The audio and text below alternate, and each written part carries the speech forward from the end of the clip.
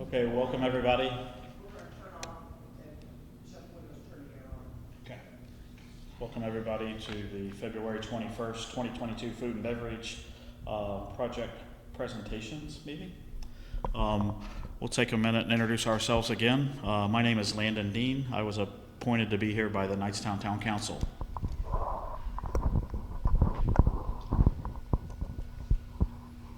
My name is Mary Nicholson Tate, and I was appointed by the Newcastle City Council.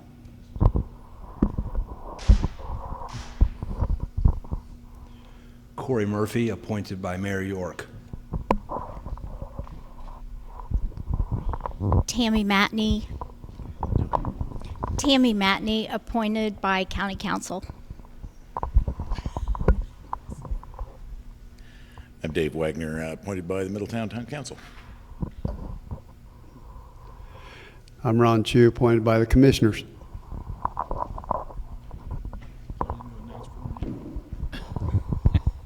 Hi, I'm Don Davis, and I was appointed by the County Council.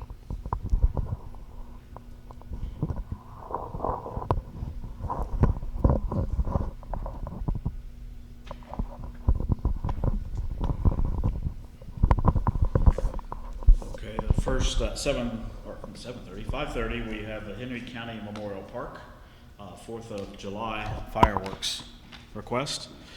Good evening. My name is Nathan Dunn. I'm from the Henry County Memorial Park. And the first project that I'm going to discuss is the consideration for the annual fireworks display. We need assistance in maintaining this event.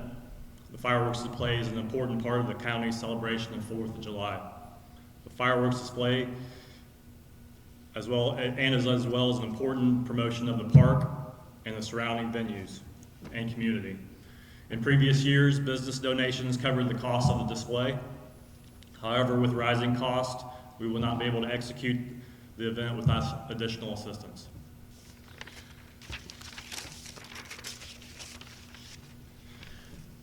So in regards to some of the questions that the board may have, I went ahead and made a presentation PowerPoint, so if you just follow along with me.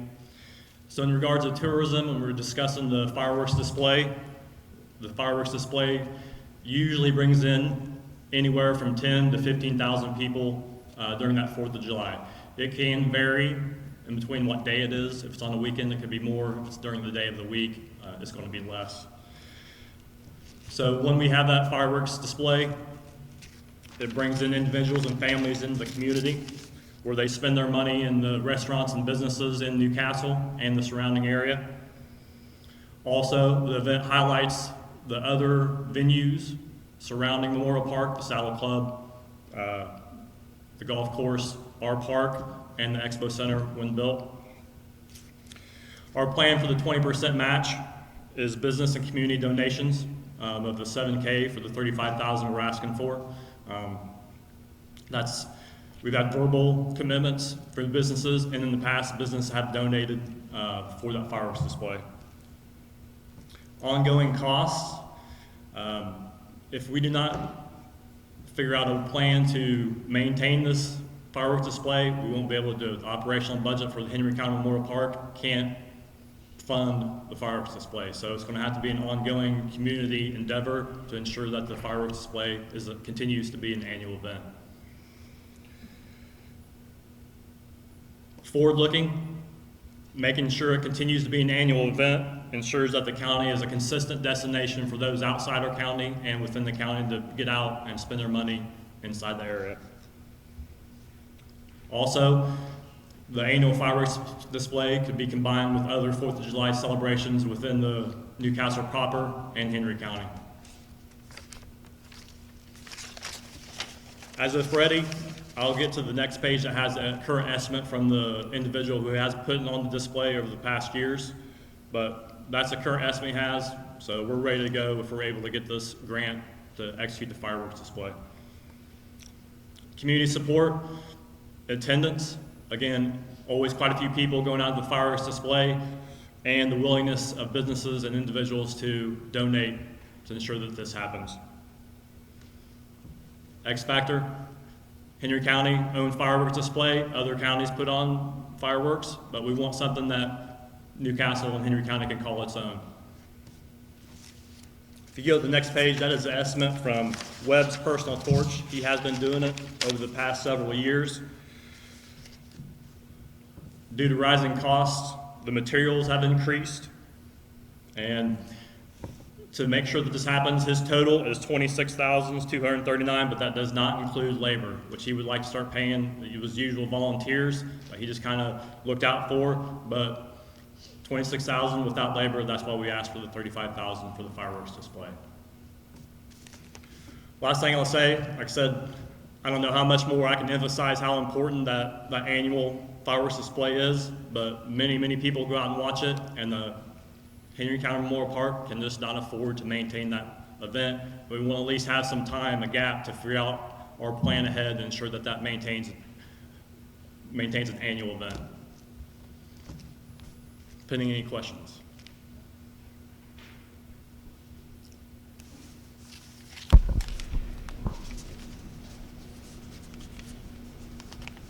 Hitting the right button. Okay, can you hear me? Yes. Of course, it's one of the greatest events in Henry County, especially on the 4th. After this year, should you get the funding this year, are there plans for next year and the year after? The plan is to engage with the county council and the commissioners to figure out a way that we can increase the budget so we can actually maintain it ourselves instead of asking food and beverage or any other grants to continually always asking for donations. Now we'll have to maintain a little bit of donations from businesses and the community, but we don't want to come back and ask. I can't rule it out, but we want to have a plan in place where we're funding it generally for ourselves. I just want to get a better understanding. How has it been funded in the past, say the last 5 years? How has this come to be? It's all been from business donations. Citizens Bank has donated in the past. Individuals. Sorry, I have to just talk away that. Okay. It was all business donations. In fact, over the past few years, Mr. Webb has absorbed some of the cost of putting it on, because as the prices increased, the donations were not covering the cost of the display. So he absorbed some of the cost for the past few years, and he cannot continue to do so. So we need to increase our ability to help put the event on. On the displays that you're putting on every year, are you continuing to like upgrade those? Is that the reason the cost is increasing so drastically, or it's just a? No, he's. I don't remember the exact time frame he said, but the prices have increased by 30%. I think over the last 2 to 3 years, maybe even less time. It's an increase in the cost of the materials, not the increase in the display. Very good. My name is Lynn Perdue, and I'm here on behalf of Trojan Lane. We call it Project First Impression, and the nickname we gave it pretty much explains itself. Most communities have a boulevard or a nice gateway to a lot of the attractions they have or facilities, and Newcastle's no different. I mean, when you go down Trojan Lane, it is the gateway to the Field House, Forest Ridge, Health Pavilion, Hall of Fame, our skate park, our aquatics park. That road gets traveled a lot. Actually, it gets traveled over 4,000 times a day, and I know the Hall of Fame has over 10,000 visitors a year. So that lane is really traveled a lot. And as far as the criteria goes, it checks all the boxes. Tourism. More than anything, when someone comes to Newcastle, and a lot of them are visitors that travel that lane right there, we want to leave a lasting impression. So when they leave Newcastle, they look at that and say, hey, they've got it going on there. I mean, they're trying to take it up a level and just leave a nice, memorable visit for them. So it's really important that we bring that up. As far as community support, we hustled.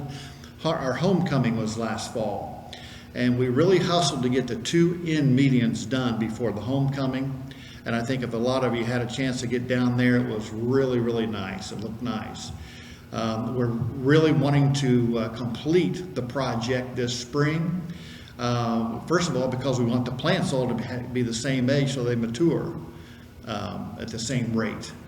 The match the match is not a problem. I've already got a $50,000 commitment from City Council. I've already got in-kind giving from our city to do the backhoe work. All the gravel and all through those medians right there has to be removed and replaced with 2 feet of good soil. So we have that in place. We're ready to pull the trigger on that anytime. So shovel ready is not really an issue. X factor, I mean, again, to be able to drive down Trojan Lane and to see that landscape, again, I had several people that were here, alumni and so on, that were here for homecoming, and they all were just thrilled to see that was happening. So I've reached out to a lot of them for gifts. We're working hard on that. So I think when it comes to when you ask, okay, and I got this from a lot of potential donors. They said, okay, we donate to this. What happens 5 years from now to that project? And I said, well, we've got that in place. So there will be an endowment set up at the foundation to cover expenses on this project after it's complete. Because I don't want this to fall to the wayside. It'll be governed by someone besides City Council. I don't anticipate using any city funds to maintain it, nor any city labor to maintain it. This will all be done by outside sources. And the endowment that we have planned will take care of those expenses. So there'll be things like, trimming, plant replacement, mulching, and different things like that. And everything that we do outside will come from local businesses, local contractors, and so on. With that, any questions? Thanks, Lynn. Is there I see the lights. Is there a plan for banners as well? Absolutely. The new lights that we want to have will be manufactured to hold banners, electrically and everything like that. So yes, the banners will change. We hope to, as the seasons change, the banners will change to match. And also at the end, if you'll notice, if you've been down there lately, there's planters at the end of each Trojan Lane there on the median. For large donors, there will be recognition plaques mounted on those planters. And those planters will change with the seasons. We have an excellent steering committee right now. Stephanie Tetters, Carrie Barrett, myself, Ducam, the mayor. So when it comes to choosing what we do down there, I'm very confident that we'll, do a good job with that. Yeah, but question, you mentioned the 10,000 visitors a year that go to the Hall of Fame. Those are probably almost exclusively out-of-towners. That's correct. You also mentioned 4,000 cars a day. What percentage of those is estimated are out-of-town visitors? I don't have that number, but I would say a good part of that, because if you know the Hall of Fame, and more so than that, the Health Pavilion, the Forest Ridge, brings in a lot of patients from out of town.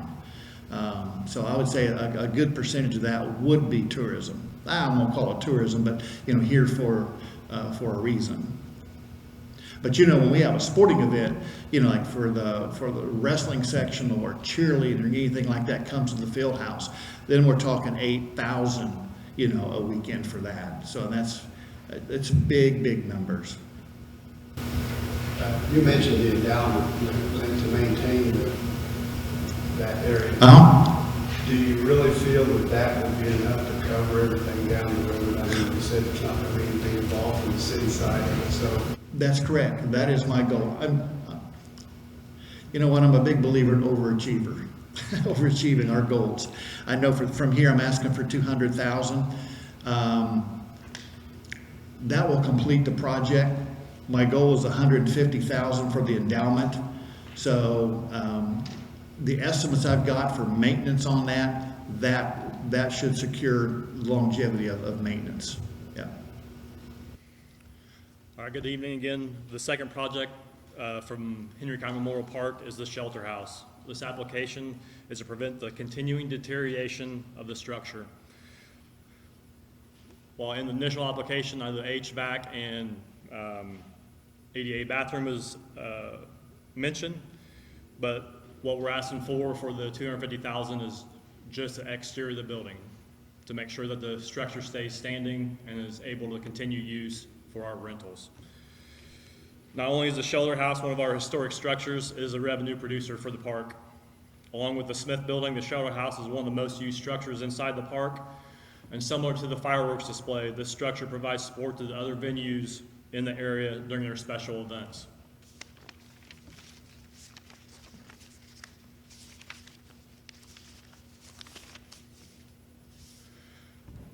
The shelter house is used for used different ways: weddings, graduations, reunions. And it's also, like I said, a historic building within the park that sits right in the middle. So tourism, bringing people in, not necessarily they may want to go to the shelter house specifically, but they want to come to the Memorial Park, and then they also use the shelter house for events. Venue supports multiple events and the surrounding venues: Saddle Club, golf course, and the Expo Spinner when built. Our plan to match is our 117 Henry County Rental Fund, all the rentals from the shelters, Smith Building, and the shelter house of $21K, and then possibly they'll go down to $17K. Future 117 rentals of $5,000, and then leftover from Friends Memorial Park $5,000, and then community donations of $7,000. That would be in kind to match the $250,000. So self-supporting project. So the operational budget within Henry County Memorial Park would be the used to maintain the shelter. However, we have been considering upgrading HVAC, ADA bathrooms, but that would be a plan that we'd internally speak with the county council and the commissioners to go forward with that plan. We're not asking for that right now. This is all exterior repairs. So forward looking, at the end of the day, this is a critical structure that we need to have repaired.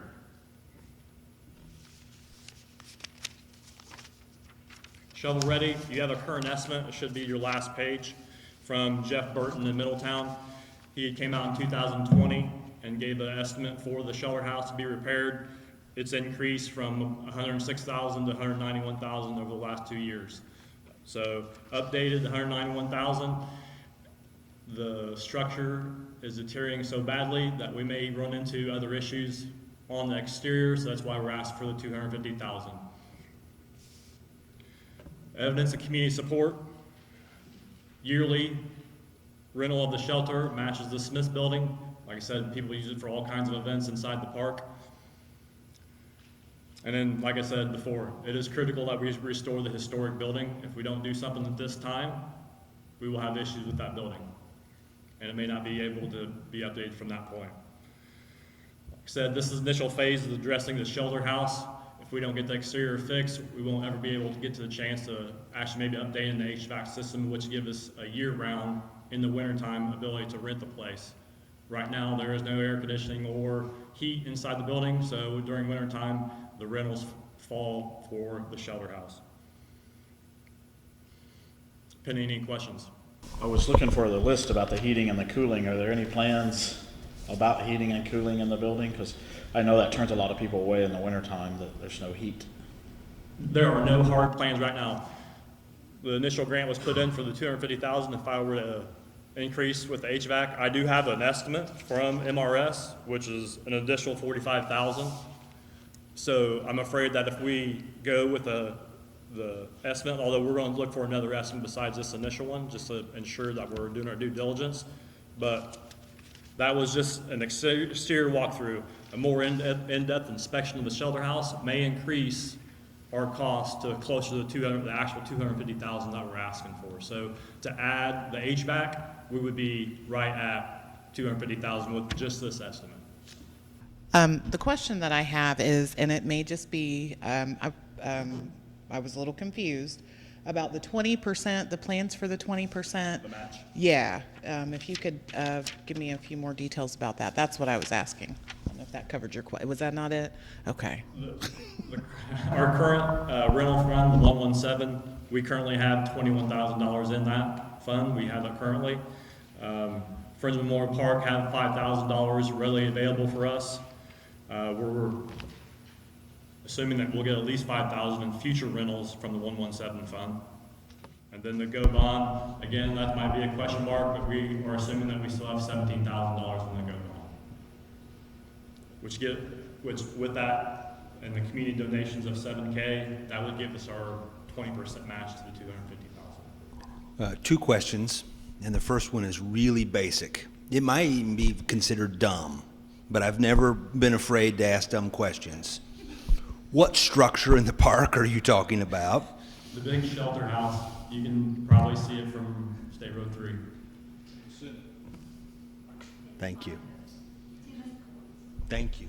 Appreciate it. It has an upper level, and the lower level is where the bathroom, you have to walk up the stairs from the down, or the eastern portion of the park to get into it. Yep.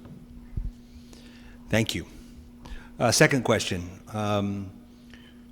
With the park being designated a national landmark of historic places, or its historic designation, is there any additional process or approval that a project like this would need to consider?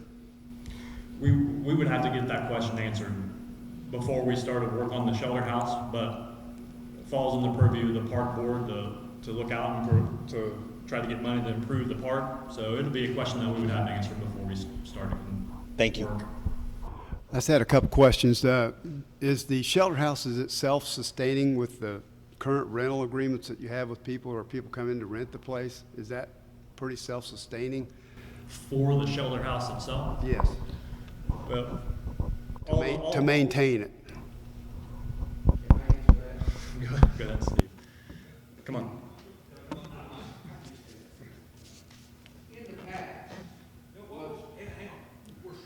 Okay, come on. No problem. In the past, I think everyone may know, if they don't, the money generated from renting property in the park went into a fund that was controlled by the commissioners. This year, or last year, was the first year we got credit for it in the budget. So we don't have history per se to say, okay, we had this much money to use and then we used it on the shelter house. This is new ground we're plowing, and yes, if you look at $20,000, you would think that, okay, that's a good amount of money. Spread it over all the shelters, the shelter house, and anything else you want to throw in there, and that's not a lot of money. We do not rent the properties at this time to make them self-sufficient, so to speak. That would be too big a load for the community to handle, we believe, given the economic circumstances of Henry County.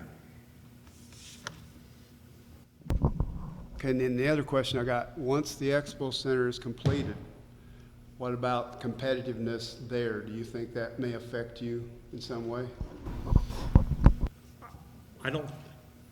I would say maybe just a little bit. It isn't a historic building. It would definitely be a different venue than the Expo Center. Like I said, it is a building, one of the first buildings built in the park. It's unique compared to the Expo Center. Would we have a little bit? Probably, but I think if you're looking for a wedding or a graduation or a reunion, the shelter house would still be competitive. Who sets the fees for the rental properties? We do. The park board does, sir. Okay. And who's on the park board? Myself, Miss Rita Fisher, Mr. Steve Peckinpah, Mr. Levi Simmons, and Miss September Clark. Hi, press the button. There we go. Okay, yeah, because usually I'm pretty loud. Hi, my name is Katy Nelson, and I'm part of Newcastle Little League, and I've brought with me Steve Pass, our president, Brad Dorn, our facilities manager, and Dr. Kyle Seward, our secretary, for the Q&A part of this.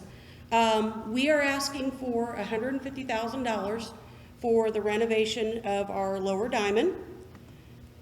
what is our proposal? We would like $150,000 to replace the backstop, the dugouts, the netting, and the fencing for our lower diamond. If you've driven by our facility, obviously it sits on a hill, so we refer to the upper diamond and the lower diamond.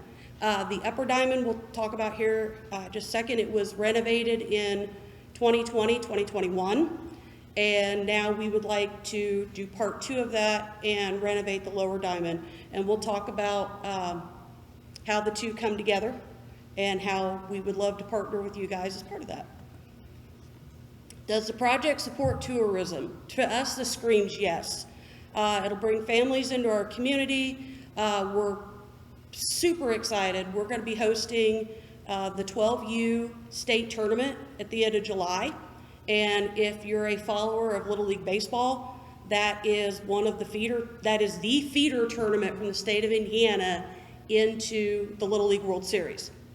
So, you see that on television at the end of August. So we're anticipating, we will have 10 teams, and we're anticipating 13 players a team, and we're anticipating those people being here from 3 to 6 days.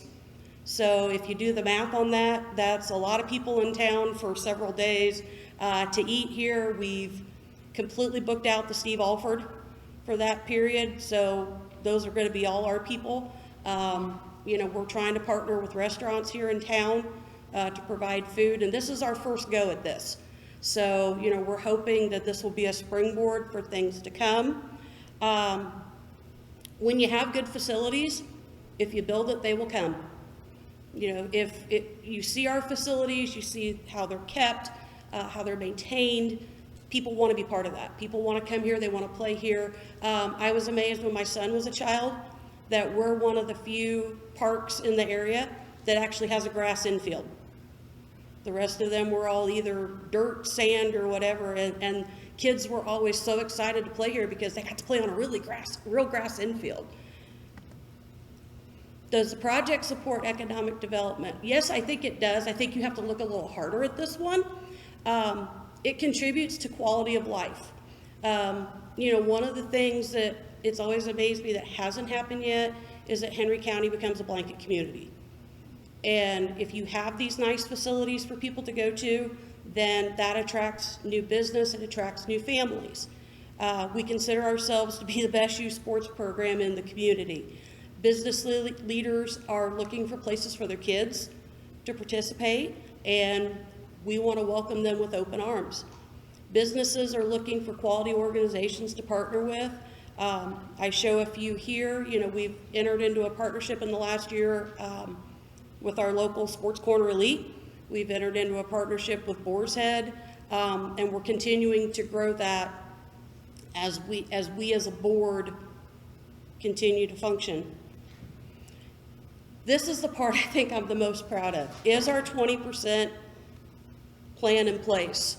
Okay, first of all, if you're familiar with the Purvis Youth Foundation, it's a newly formed foundation, and we were their first project. They started a golf outing, I think it was 4 years ago, and they came to us and said, Rick, who this is in memory of, loved his time as part of Little League, and they wanted the proceeds from that golf tournament to come to us for something that we really needed. And so we saved that money for years to use on one of the diamonds. We're still in partnership with them. If you have anything to do the second Saturday of June, their golf tournament will be taking place out of Memorial Park. You can play, and it'll benefit Little League. We've had several, this is the part that amazes me too. We've had several contractors donate their services, including Neil Scrap Metal, Scott Neil Trucking, Pritchett Backhoe, Ditch Witch, Henry County RMC. When they did the first diamond for us, those services alone in kind totaled about $40,000. We committed $10,000 as a board of directors to the first diamond, and if we're asking for 150, we need 30,000. So this will definitely provide that matching money and probably a little more. Is the project self-supporting? Yes. As you see, we have dedicated board members. Here's pictures of them here doing the work on the first diamond. Anything that needs to be done after construction's done, we have faith that they will complete it, and that the cost of that will come from our general fund. Is the project forward-looking? Yes, we've got bigger dugouts, we've got better fencing protection on them. Our netting is now higher and actually goes out over the field so that we protect people more from fly balls. Our fences, currently the ones on the lower diamond, are actually leaning in. We've been able to replace the fences on the upper diamond. And it's just gonna provide a beautiful facility when you're driving down Main Street. You know, you can look at it and say, hey, I'd love to have my kid play there, or my grandchild play there. Is the project shovel ready? Yes. As soon as we get the blessing that you want to give us money, we're ready to go. We just need to get through our summer season and potentially if we play into fall. And as soon as that's done, we've already been in contact with the companies that'll do our demolition and our haul off. So we're ready to go. Is there evidence of community support? Yes, we've received money from the Purvis Family Foundation, and that's the Purvis family pictured there at opening day last year. That was pretty exciting for us. We've received grants from the Community Foundation as support of this. We have grown our league by leaps and bounds. We went up 150 players just last year.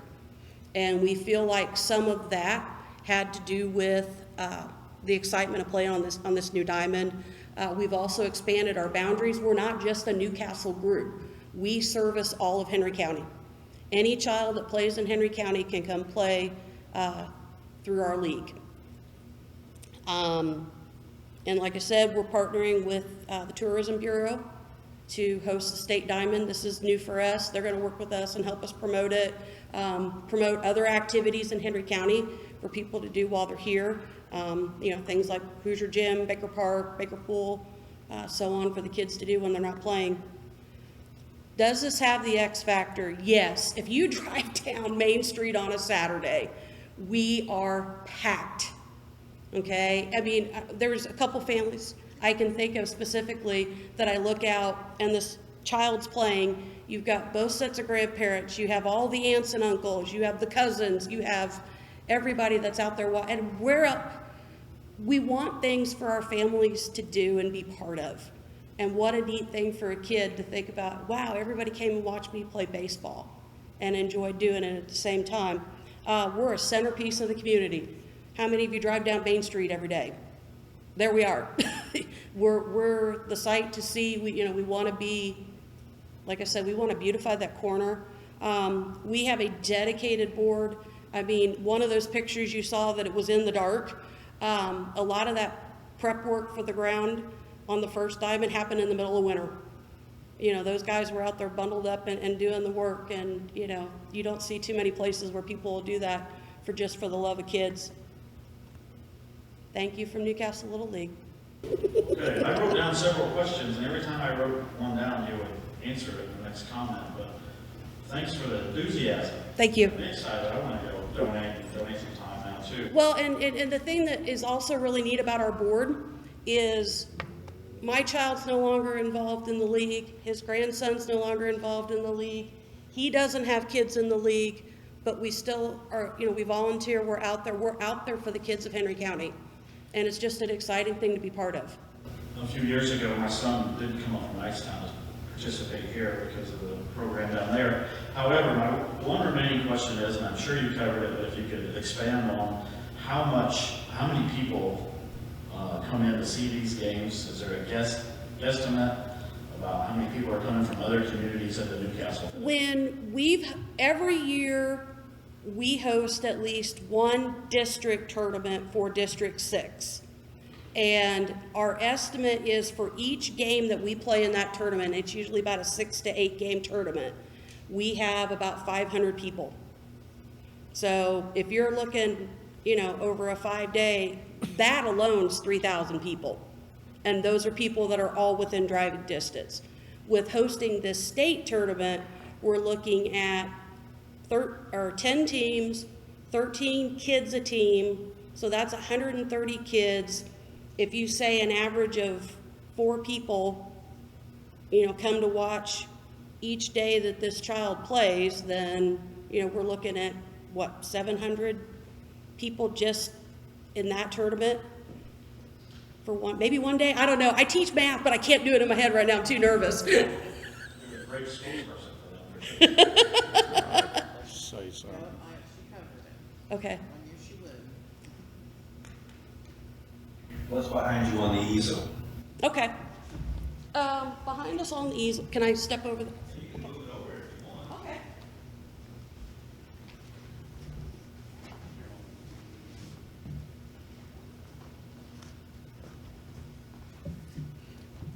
So behind us on the easel, first of all, is a poster of the plans.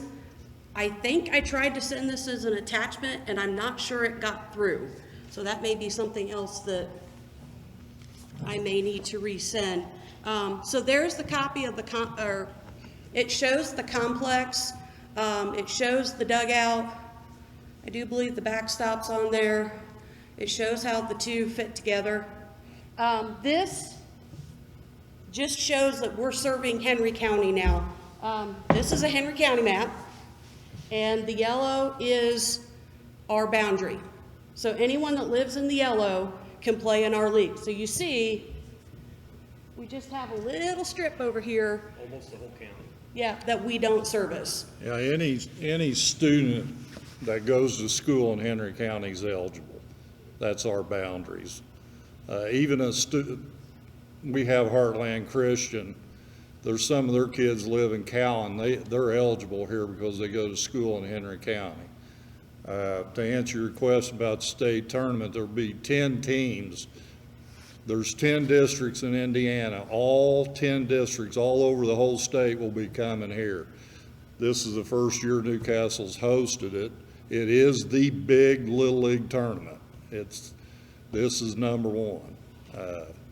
We have hosted, I believe, the 11s before. District 6 will be the host of the 11s and 10s coming down the road in like 2 to 3 years. I will tell you right now, we are one of the premier Little Leagues in Indiana. We're very well thought of. If you think back to 2012 when we went to the World Series, that was $1 million advertisement for Henry County. For that whole week that team played out there. Now that might be a once in a lifetime experience, but I can talk all day on Little League. But what we deal with here, we have what in today's world is called a rec league. It's a city-county league that supports this county's kids. If they play travel ball, they can do that also. We have a lot of our little leaguers play travel ball. We have 365 kids playing right here in this city, and the facilities we are using are the ones I played on. This is the Little League. It's been there since '56. We've already redid the original diamond. The lower diamond is probably 1960s. So we like it there. We think it's great to have a league right there in the city. We're right down from a beautiful Baker Park. That whole area, I want to see those new streetlights keep going north. But we're doing everything for the kids in this county. If you build it nice enough, which we're doing for our kids, then the kids from other places will be able to come here also. He was talking about the how long the league has been around. I put this slide in, or this picture, because you can see the front of that dugout, that the wood's rotting. Okay, and then the other picture, this picture here, this is our new one without the front fencing been put on yet. I painted those dugouts in 1988 when I coached. We're fairly certain these may have been the original dugouts. We're not sure, but this is what we deal with on that lower diamond, is that we've got rotting wood and everything else, and it's just time to get that upgraded and provide a nicer, safer facility. And please come out and watch our games. You're all invited. Free entertainment. No matter if we get the money or not, come out and watch some of these kids play baseball. So. I've got a couple of quick questions. Katy, you referenced earlier partnership with Boar's Head. Can you tell us briefly what that is? What that is, first of all, they supply all the hot dogs for our concession stand. So we sell Boar's Head hot dogs. Yeah, it's a sponsorship, and we're growing it. Last year we got a cash donation from them, and I think that was maybe the first time that has happened. And so, that's a relationship we want to continue to grow. We've had sponsorship from the Eagles Lodge. They bought all our sound system. The Masonic Lodge is a huge sponsor for us. They buy the tarps for the fields. They sponsor teams. They pretty much anything if we need it, they will help us. So it's just those relationships that we would like to continue to grow. Okay. The other question I've got, I'll get to a little bit of ignorance on the dynamics of Little League. That's fine. And how that works, but we saw a presentation last week where the Newcastle County Sports Park, and part of their business plan is to aggressively recruit a whole bunch of tournaments. How do you see going against that kind of effort? I'll answer part of that, and then I'll let Steve answer the other part. The first part is that because I read the write-up after they presented, and it said Little League Diamonds. Now, what you need to understand is there's this whole thick book of Little League guidelines and regulations, and in part of that there is a certain size for a Little League diamond. Brad, that would be what? 200 feet. Okay, so in other words, that park would be have I think it was 4 diamonds that were 240 feet. Okay, as part of us hosting it, so like if we're hosting the state tournament, one of our requirements is we have to provide a practice diamond for every team that's here. Okay, so if that facility existed, then we would probably, we would ask to use that as the practice facility because we would want it on our diamond. I mean, it's just with the history and everything else, it's kind of like, playing a basketball game in the Hoosier gym. Which one would you want to do? So that's where that comes from. You want to add to? Yeah, we started this, I've been president 6 years now. This started 4 years ago with us on redoing our diamonds.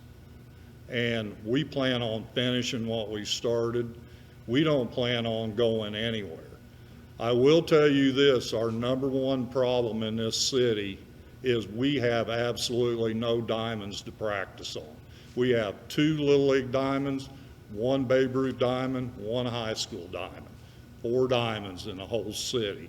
All the schools, nothing again, I'm not throwing off on anything. All the schools are using the same backstops I used when I was in grade school.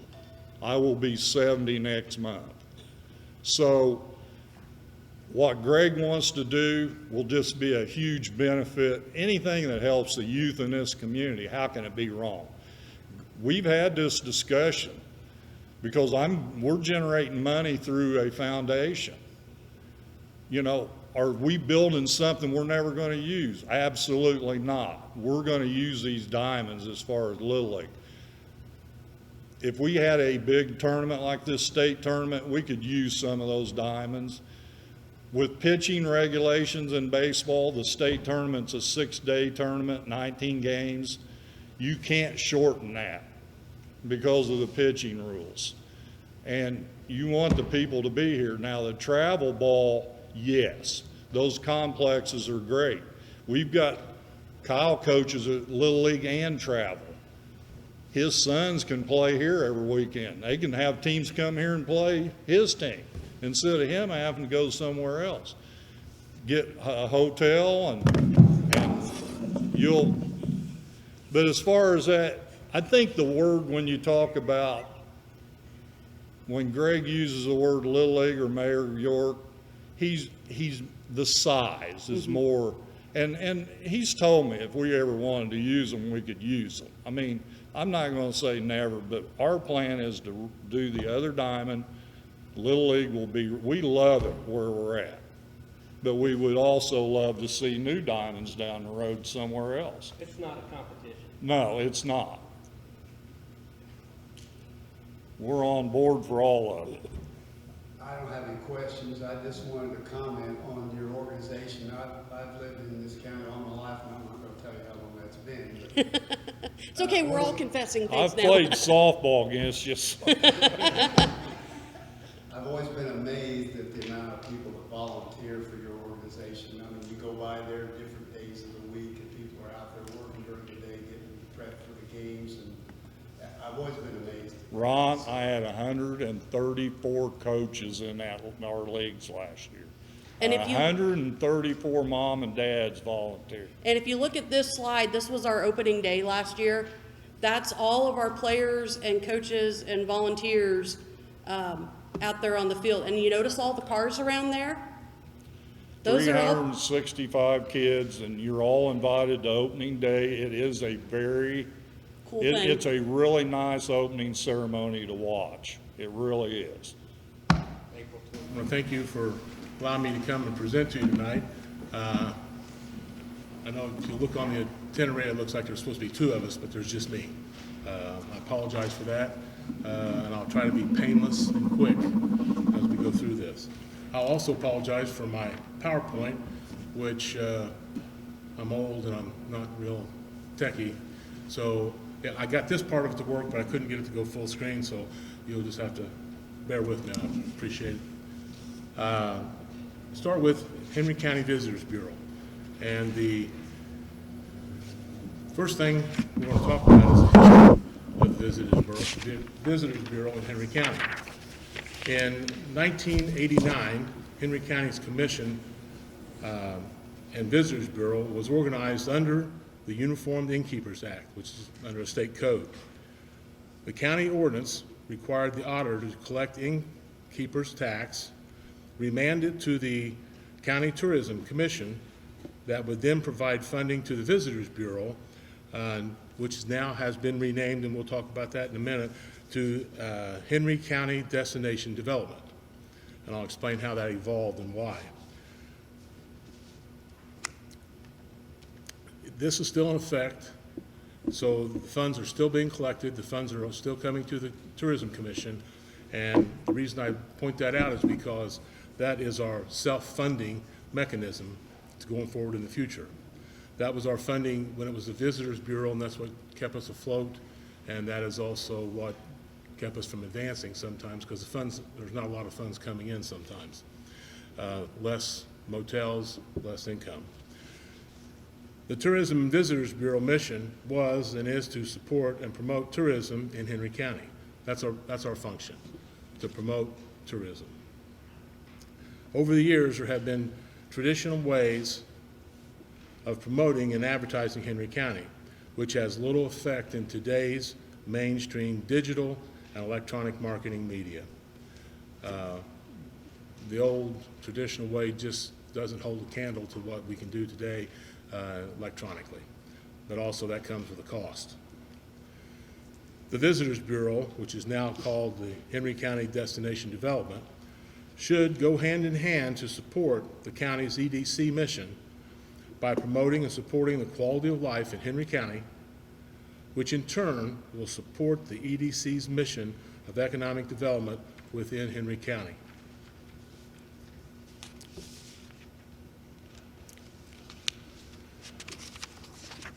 Planning and research, that's how we got to where we are today.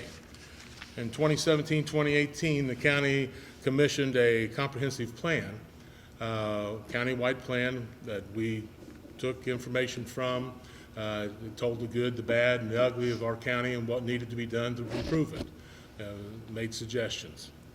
In 2019, a tourism study was conducted. Some people call it SWAG, I call it CWI. The company was CWI. And that report, to be honest with you, had a lot of heartache in it. When it came back, a lot of members of the Visitors Bureau, and because it was focused on tourism, and they did, I think, a good job, but it wasn't necessarily easy for us to hear. It picked out our bad parts, a few good parts, but mostly bad parts and what we weren't doing right. It took a while to get over that, and that's why we have revolved. Because in an effort to promote and develop tourism in Henry County, which is our focus, our main focus, in December of 2020, the Henry County Visitors Bureau and the Economic Development Corporation merged under the title of Henry County Destination Development. So theoretically, we took our Visitors Bureau board and we became a subcommittee within the Economic Development Corporation. Many of the same members are on there today that were on back then in the Visitors Bureau. We have picked up a few, and we've lost a couple. But we changed from Visitors Bureau to another acronym, but TAC, Tourism Advisory Committee. So that's what we are now. We are TAC. And again, we are underneath within the bounds of the EDC. As you can see there, the Tourism Commission is still operational. The funds still go through them before it comes to the TAC. You'll see a list of people's names there. Those people are all volunteers. No one gets paid anything from the TAC committee or the Tourism Commission. It's all volunteer.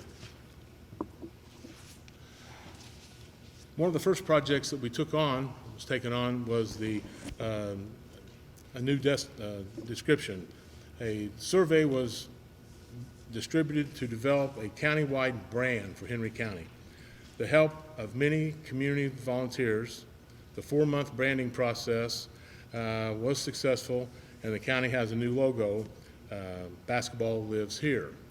You can see it not only up on the screen, but you can also see it in the billboard behind me. Basketball isn't the only thing Henry County has, but we have a lot. We have the Hoosier Gym, we have the Basketball Hall of Fame, and we have the largest field house, high school field house in the world.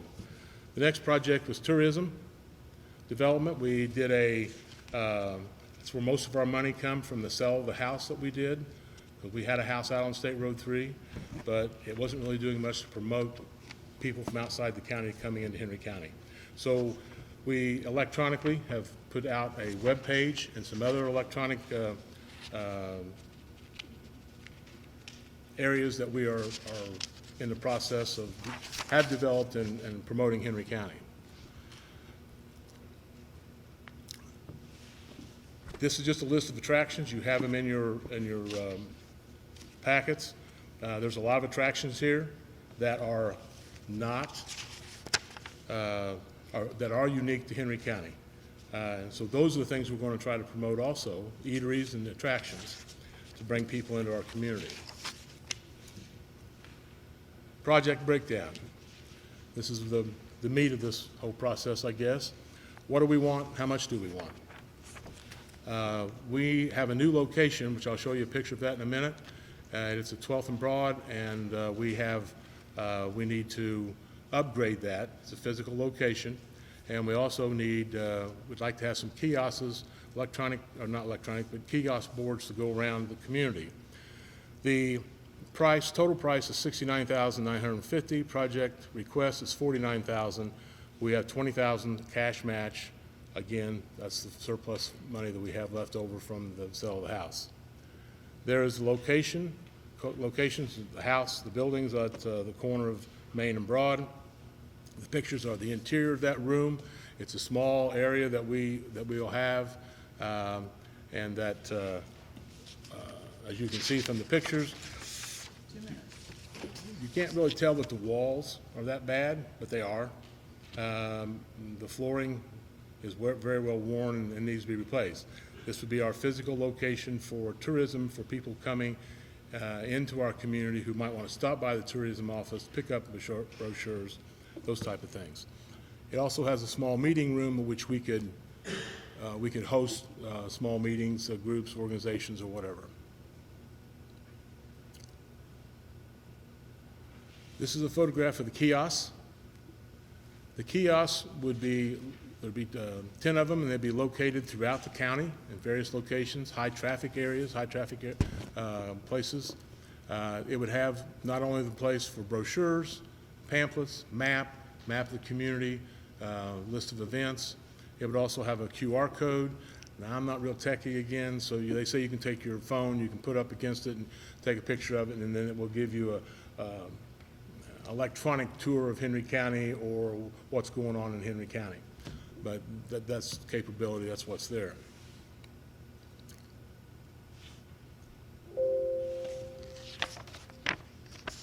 And with that, I'll answer questions. The first question I think of was who's going to maintain that? Did you cover that? After they're up, who's going to maintain the information and keep them in good shape and clean them and all that?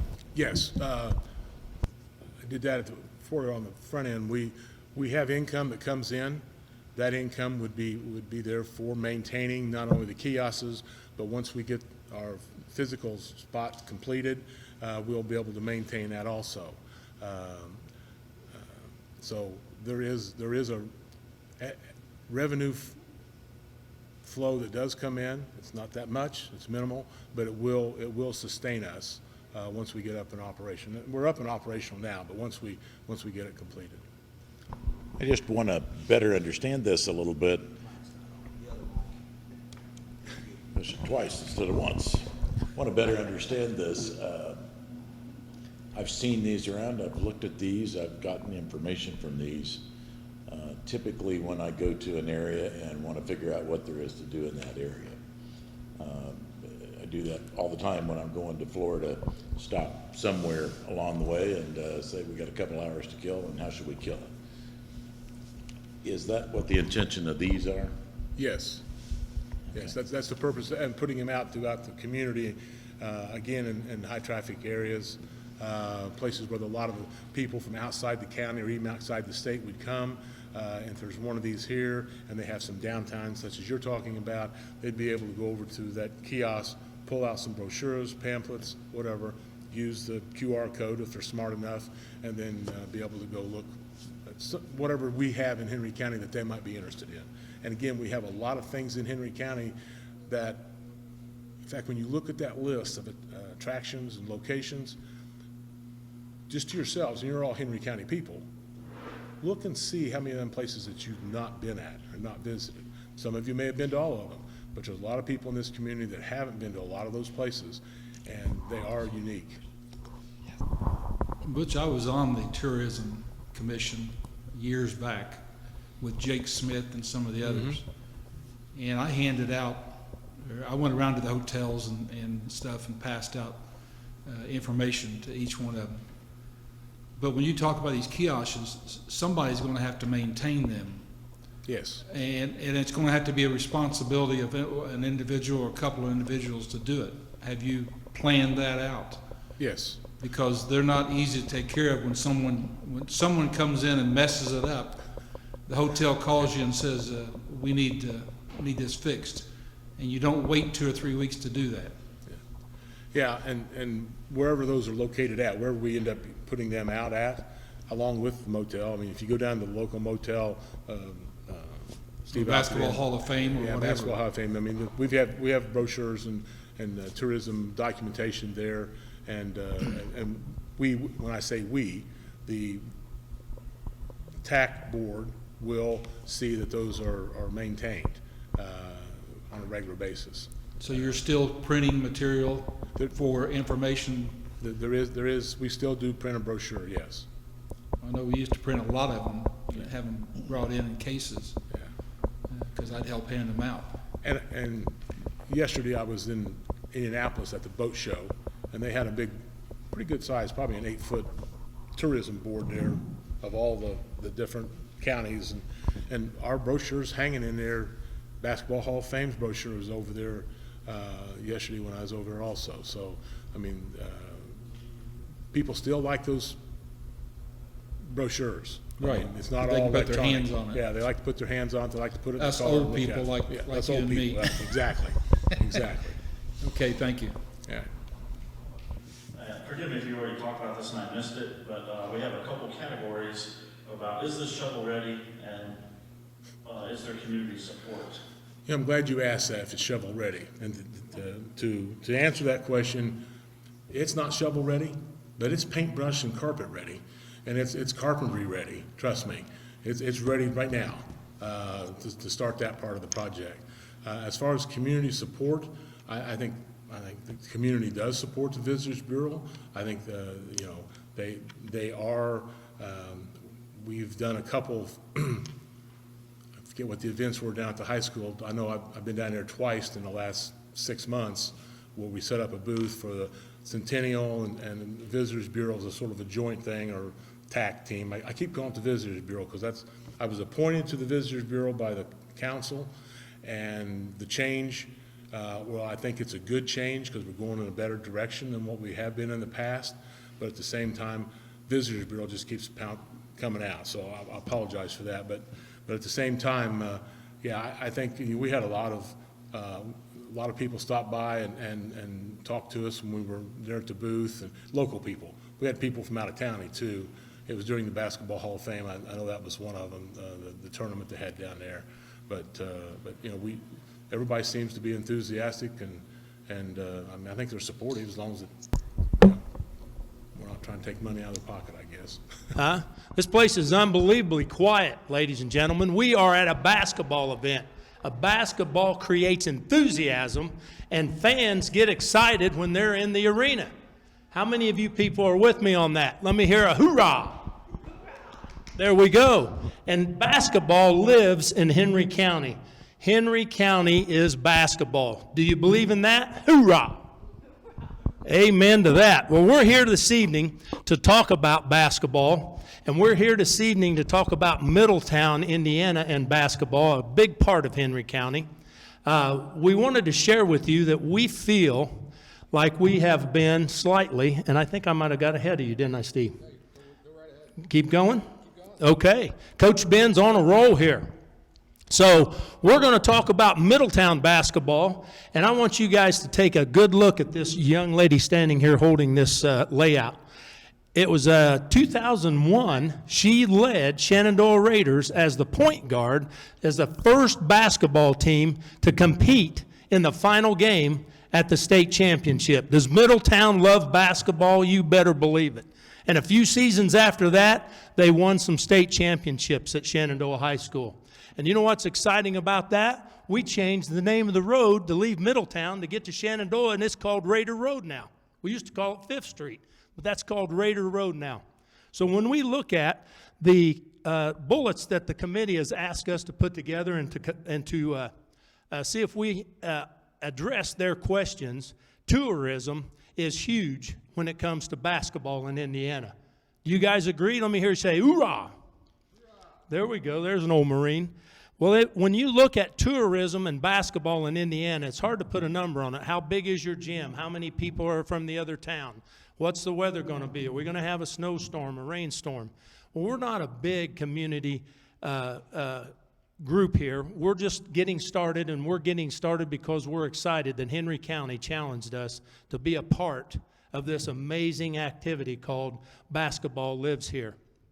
And we've got some young leaders. Stephen Thompson, our county township trustee, came up with an idea working with Tracy that we should present to the county the world's largest basketball.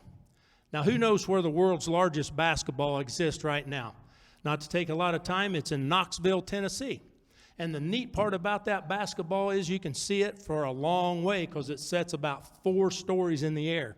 It's not interactive at all. But our presentation and our proposal is to have an interactive event for people to come.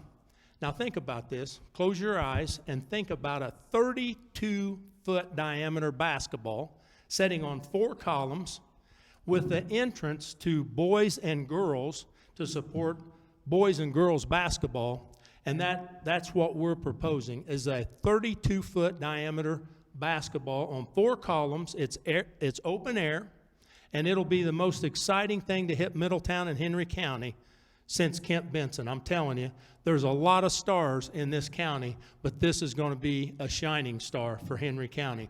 Now you got to think about how much tourism is that going to attract. I'll tell you how much it'll attract. It'll get people coming here from around the world. You guys heard some presentations about our Hall of Fame and where people come from.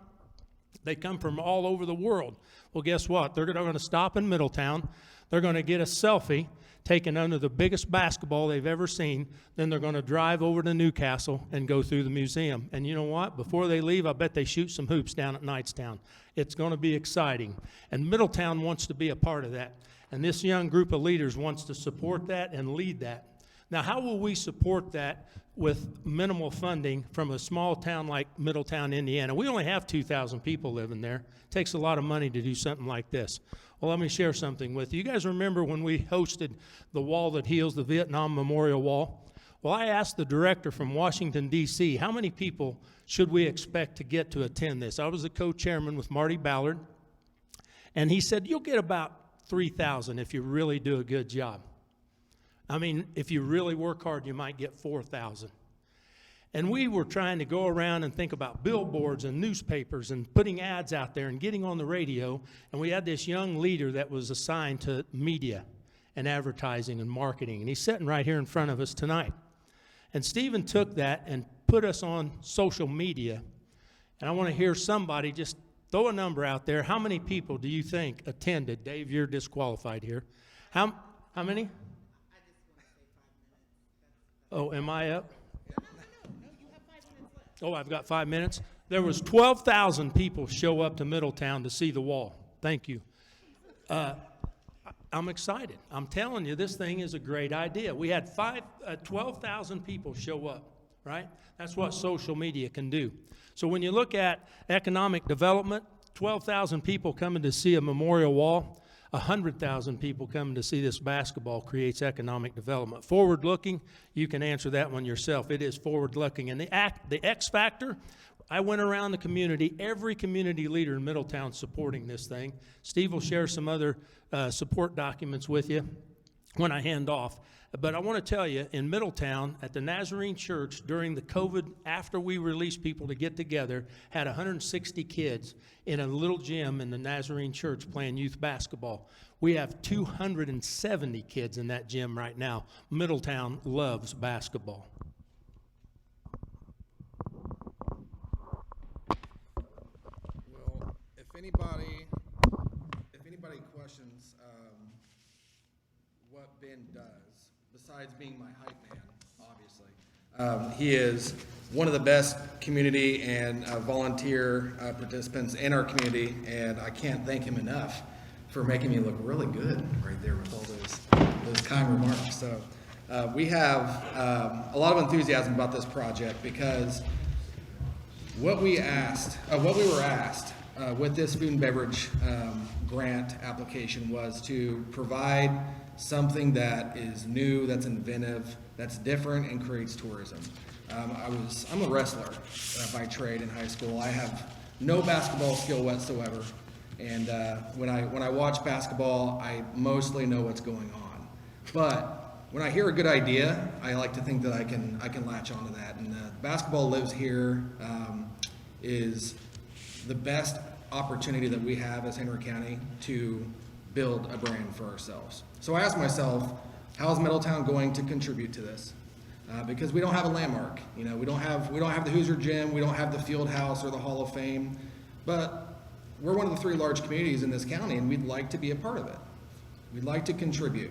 So as Fall Creek Township trustee, I have a little bit of ability to make an application here and to have a little bit of leeway with funding that we can provide as a township. So we decided to put together an idea, and our idea was to create that landmark, to create that selfie bait, to get somebody to come to Henry County and then to stay. It's real easy to come see the Hoosier Gym, to take a picture of yourself shooting a basketball on the Hickory Court, and then head back to Indianapolis. It's really easy to check out your friend that's on one of the walls at the Hall of Fame and then sneak back out. But if you're enough of a basketball fan to come to Henry County to visit one of these 3 landmarks, and you have the opportunity to take a selfie in front of the world's largest basketball that's 20 minutes away, you're going to do it. So what I affectionately call, you've heard of the Bermuda Triangle and how people get lost in there. Well, our Bermuda Triangle, I'd like to see us refer to it as the Henry Hoop.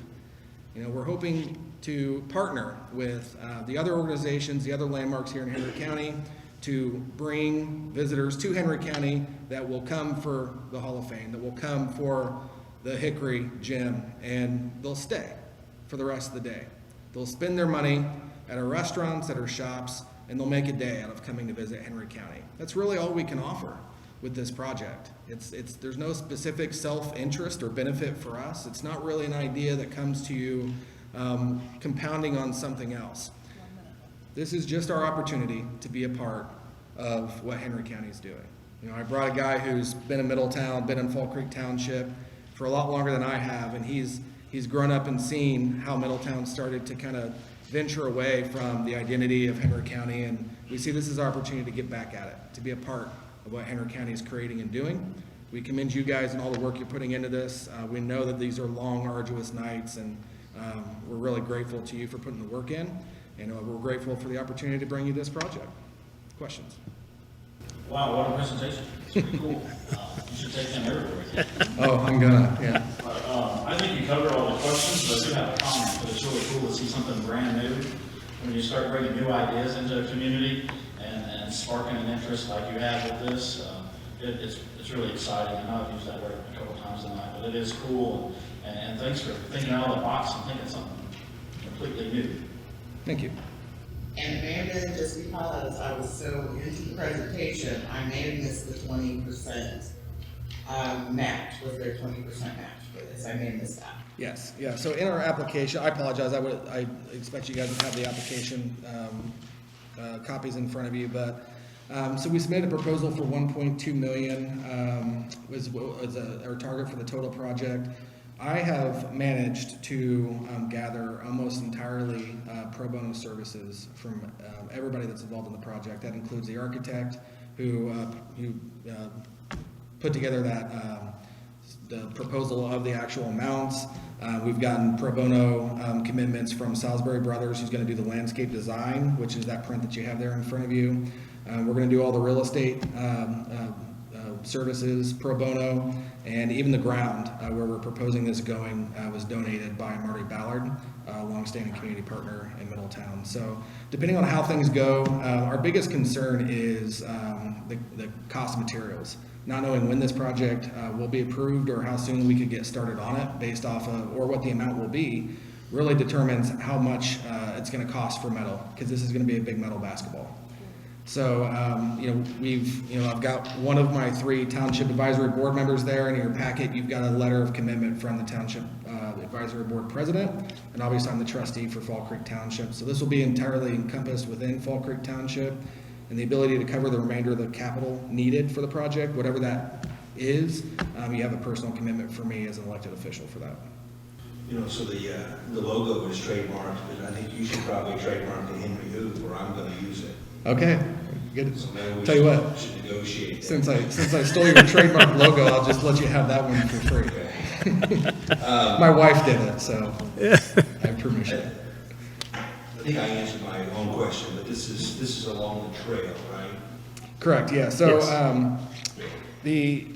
Again in the one of the attachments to the packet will show that this sits right along the brand new Fall Creek Trail that was just completed. We've got all the grant money in to finish that.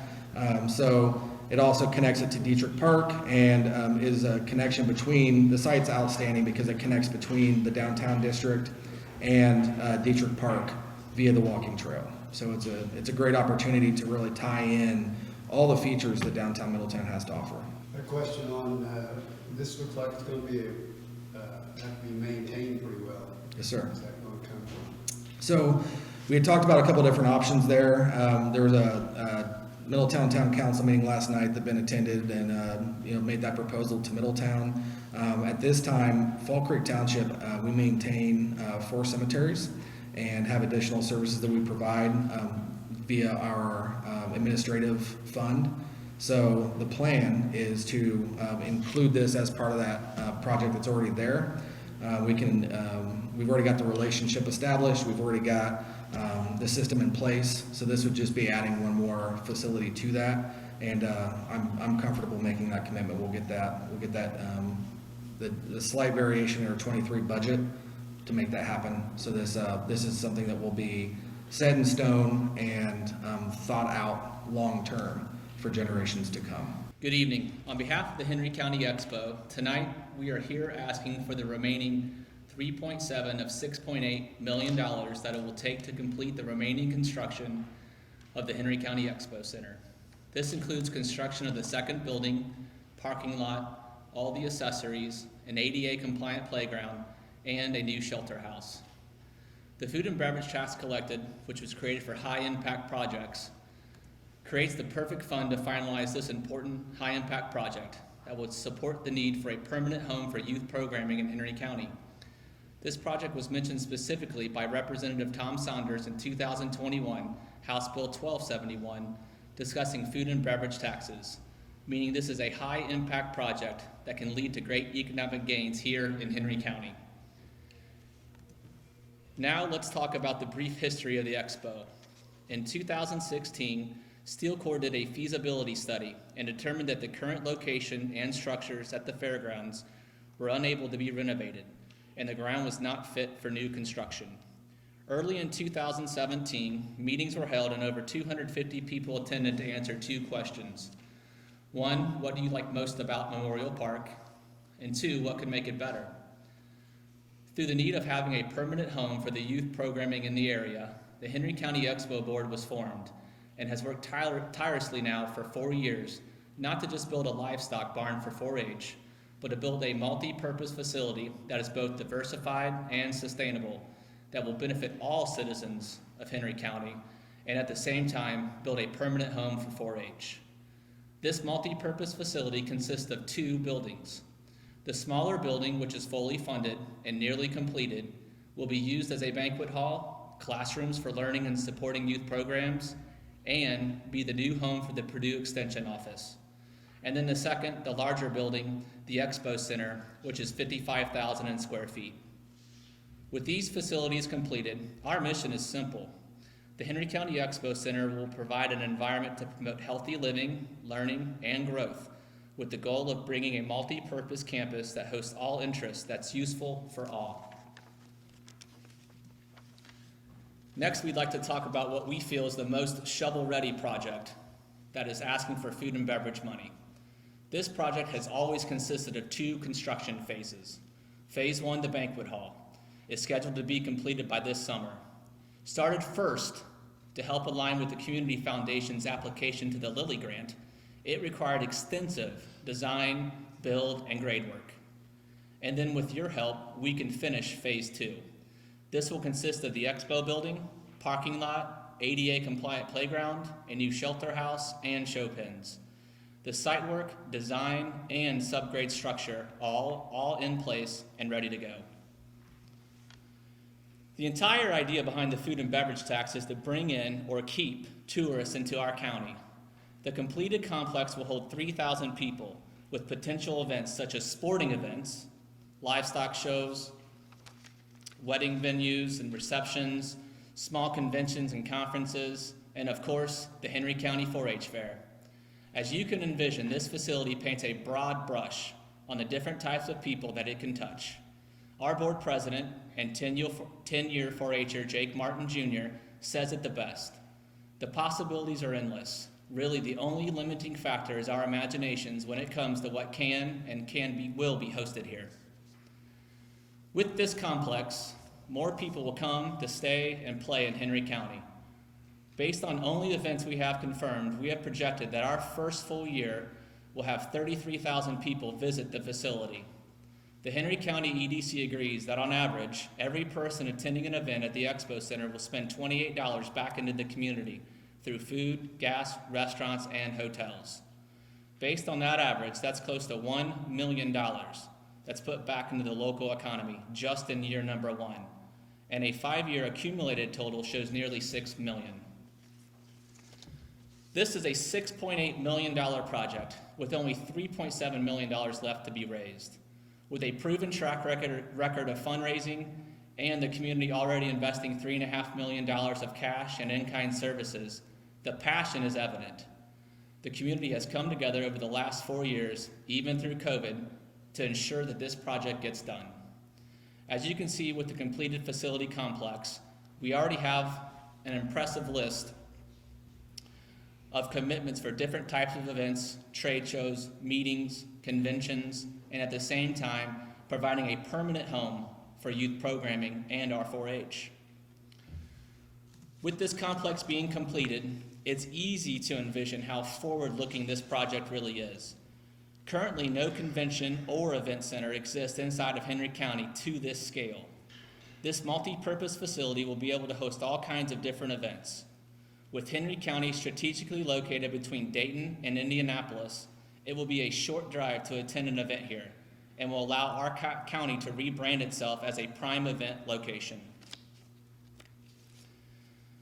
The economic impact, as you've seen, is also huge. These profits are directly going to benefit various organizations in our community. Obviously, the first here is 4-H.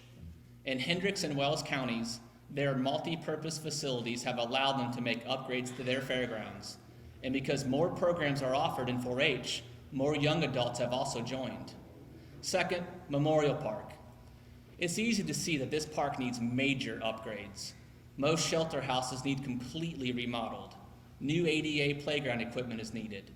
Building new nature and activity trails connecting to the Cardinal Greenway can also help promote a healthier, active Henry County. Because of the impact this facility will have, we've had over 400 contributions made by over 300 different donors, from $3 to $500,000.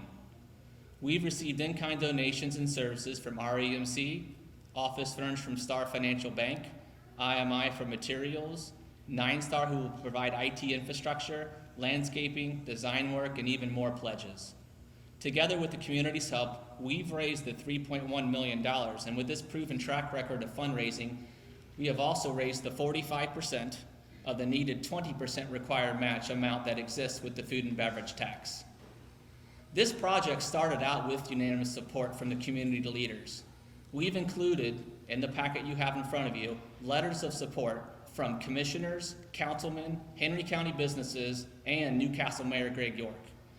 The Expo Center will meet the needs of 4-H fairgrounds and youth programming, as well as the other needs of the community identified by the feasibility studies completed.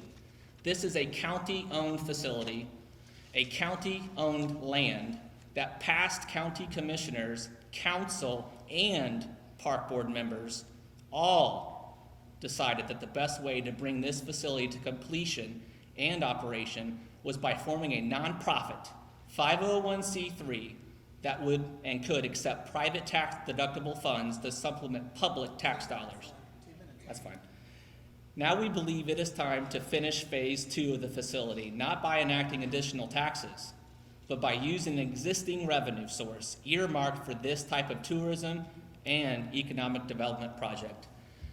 Next, I'd like to have past tenure 4-H member and 2010 Miss Henry County, Casey Conley Rowland, talk about the heart of the Expo Center. Casey?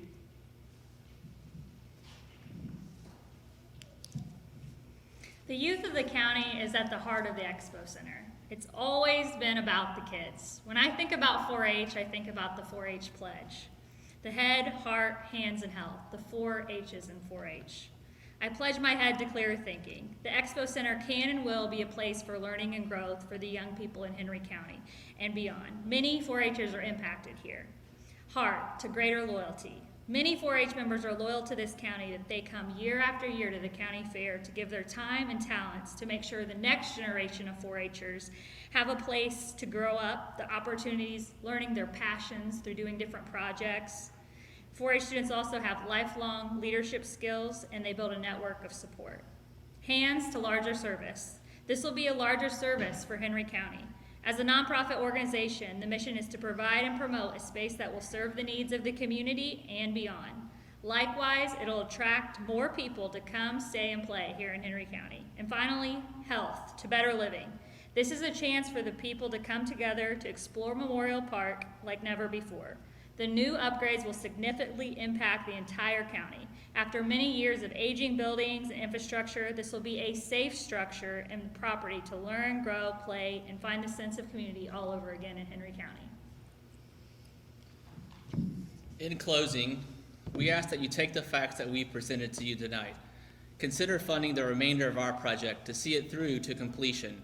Just last week, I spoke with our state representative, Tom Saunders, who said the following, and I quote, "There's definitely a need for the Expo Center in Henry County, and this project has to be finished. This venue will generate revenue that will go back into the food and beverage tax. We can grow more than just basketball here behind us. As we build our future brand in Henry County, the Expo sees our county as a diverse location that will bring in restaurants, hotels, and businesses that will have a positive impact on our community, Memorial Park, economy, and most of all, our children." Thank you. Okay, I wrote down a few questions. One thing, if you could just explain, you said that it's a $6.8 million project, and that you have, that the 3.7 that you've requested from food and beverage would finish the project. Does that mean the 4-H barns and everything? Is this on? Yeah. So the whole complex is 4-H. And yes, it would finish, the phase 1 of construction is fully funded. So that is why Jacob said that it is on schedule to be completed this summer. We gave the contractor the green light at a special meeting in February, and he's getting all of his subcontractors and material gathered up. So we could have a completion date on that, later, hopefully this month, first of next, that we could share with the community. And the second phase for 4-H purposes is where the livestock will all be shown. And in the request would be for all the parking lot, the accessories that go into the building, like the livestock pens, bleachers, some additional tables and chairs, and then the playground and shelter. I may have missed it, and so if it's in the material, just please point me in the right direction. But is there a construction budget? Is there a detailed breakdown? I'm specifically interested in the cost to finish the parking lot, and then the cost to extend water and sewer to the site. So we did just get a recent estimate on the parking lot as of January this year, so we feel like that it's current enough that it's accurate. And it was $600,000 to do the whole parking lot, which that would be over 300 parking spaces. Close proximity parking lot to the first building, it has a lot of heavy asphalt on it because that's where the heavier traffic's going to be, and then some of the other areas are a little lighter asphalt. What was the second part of your question, Corey? Water and sewer. So water and sewer has been a conversation that we've had with the mayor. In his letter of support that's in the document, it says that he is bringing water to the facility. We had many meetings with the mayor and the civil engineer that designed the site work on how he wanted the civil engineer to finish the site work. So we are in working that with the mayor. The sprinkler company that's going to do the sprinkler system in the first building, in their bid, they do the final flow calculations, and we're waiting to hear where we need to take those flow calculations from so they could finish the design on that sprinkler system. Then they're responsible for the engineered prints for the sprinkler system and the state release. So is the water and sewer in the phase 1 or phase 2? We're ready for water and sewer right now. When the civil engineer was designing the sewer part of the infrastructure, the mayor wanted him to land everything in a concrete vault that's on the northeast side of the building. That is in line with an existing concrete vault that's an 8-inch main that we was told had the capacity to handle the facility. He said he wanted to make the final junction between point A and B. When they were talking about how to design the water coming in with the civil engineer, he said he had a plan for Wildwood and that we would be working with the city on I guess they were going to branch off of Wildwood and bring water on over to us. My questions are financial. I'm not sure who to talk to about this, but on this page, the economic impact page, are the first 2 lines, would those be considered your business plan for your projected expenses and income? Would that be this page here? Yeah. my bifocals aren't up to seeing that on the inside of the room. So, yeah, so, I'd say it was sometime at the end of last summer, maybe fall, we was asked, by the county council to do a mothball scenario of, you know, if failed, what is the minimum cost to run this facility? And we ran that study for them. And in the process of running that study, we also had all the people that have contacted us that we haven't contacted. They've contacted us and said, hey, we hear that you're building this and we want to rent the space. So in the process of that, we also built this spreadsheet based off of those usage calculations that we had done for the council to project what year one could bring. And so yes, the top line there is operating cost, and then you got your gross revenue and your net revenue. And then we'd expanded that out over 10% over the next 5 years. We felt like that was modest growth. That's what I thought it was. I just wanted to check and make sure. And the page after that is, are these shows or events that you got listed there, are those the numbers that roll up into that revenue number? Correct.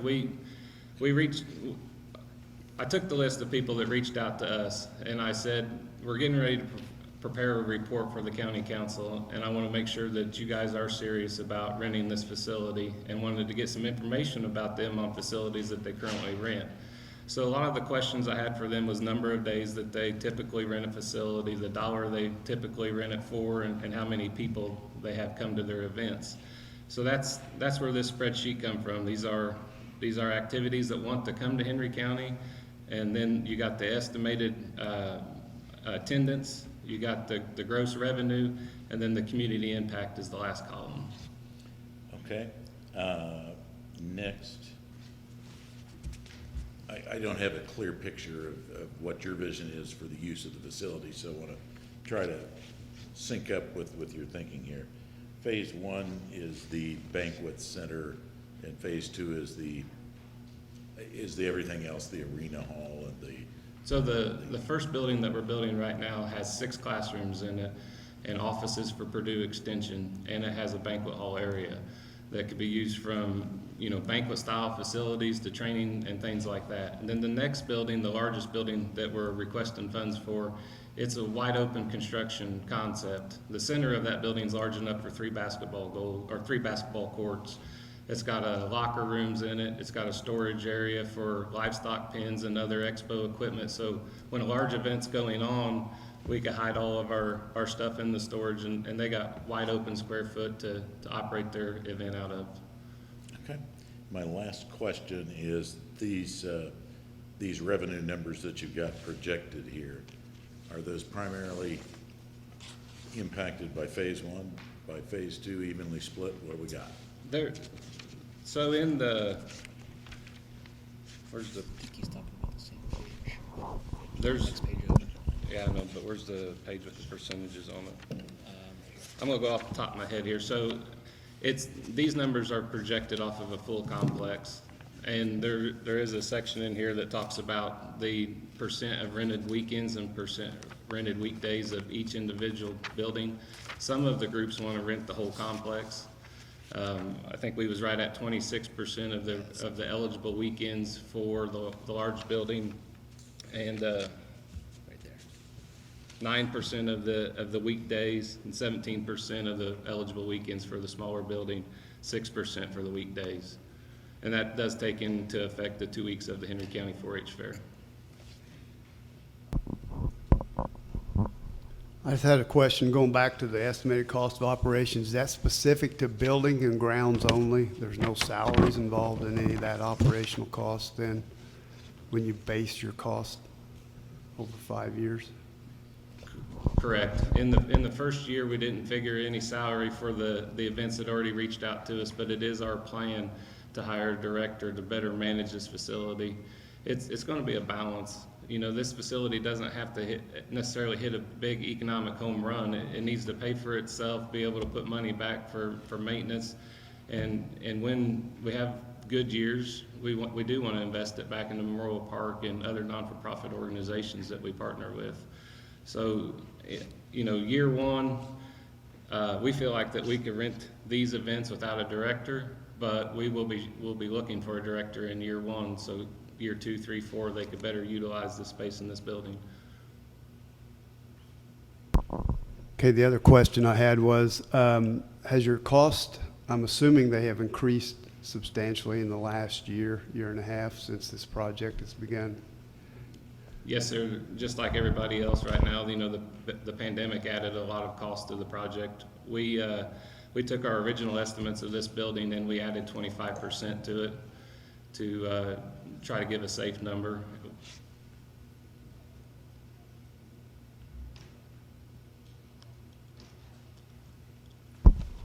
Okay, we're about out of time, but I do have one more question in reference to the Expo Center. There's been a lot of miscommunication and things flying around, and I don't really want to go into that, but you got the spotlight now, and I know there's a lot of people asking about the entity itself that's running the Expo, and I've heard from one end of the spectrum to the other. Can you just take a couple of minutes and explain the entity that's going to be running the Expo and how that's organized and how it'll run? So the Henry County Expo started out with all 4-H volunteers and leaders. And through the years, we've been able to add a diverse board to that from other members of our community because we always wanted to be tied in with everybody's needs. But like Jacob said, we are a non-for-profit organization. There are no stakeholders or shareholders that profit gets shared with. This is for the community, it's for the kids, and it's for the future of Henry County. This is a non-paid board. Our fundraiser was a non-paid fundraiser. We had a lot of in-kind services when it came to the design of this project in the very beginning. Countless hours has been spent. I would hate to think about how many hours that we have wrapped up in it, but it's worth it because in this day and age, our kids are precious. And we have good kids in Henry County, and I know there's good kids in other counties, but I don't live in other counties, and this board doesn't live in other counties. And we feel like that through the programming that this has to offer, through the extra programming that Perdue Extension could do there through after-school activities. We are currently talking with a latchkey program, it's called Kelly's Place, about offering after-school activities in some of the classrooms that then we could also offer the STEM programs that Perdue Extension has to help broaden the horizon. And of course, we're hoping to also be able to cultivate some relationships and get additional 4-H'ers out of the thing as well. Is there a way to phase the parking lot? I'm looking at the site plan in terms of, you know, is there a way to, you know, decrease the cost? Do you need the entire parking lot? And then not necessarily an answer for tonight, but I think it would be helpful before the committee gets together again to have a construction breakdown, you know, a budget basically. You know, how much of this is, how much is the request going to each, you know, section of the project? You know, the playground, the building, the parking lot, and so on and so forth. I think, at least it would help me. Okay. Yeah, we got that available. If there's an email that I could send that to, I'd be happy to send it when I get home tonight for that breakdown. And we have talked about on the parking lot itself, you know, what areas absolutely need to be asphalt and what areas could we get by with, you know, with the gravel and eventually asphalt in the future. So yes, there could be a hybrid parking lot situation. If I had to estimate that, Corey, I'm not a professional asphalt giver, but you know, I'd say it'd be $200,000 to $300,000, you know, because that is the heavier, thicker portion of the asphalt coming in off of the driveways and sections like that. But I would be happy to contact the asphalt company and see if they could do a breakdown of alternative ideas there. My name is Holly Lee, and I'm the president and founder of Kennard Crusaders. And with me tonight is Megan Bear. She is our secretary. Our project is Kennard Crusaders Economic Impact for Greensboro Township. An overview, Henry County is made up of 13 townships, 16 incorporated towns. Greensboro Township ranks 8th in the size. However, it's the only township that has 3 incorporated towns in it that consist of Greensboro, Kennard, and the east side of Shirley. Kennard is the 5th largest town in Henry County. Shirley follows in 10th, and Greensboro is 14th. The 2020 census indicates that the median household income is increased by $1,000. However, Greensboro Township remained approximately $16,000 lower than the U.S. average house. Our population has 32% that are 60 years or older and 24% that are 17 and younger.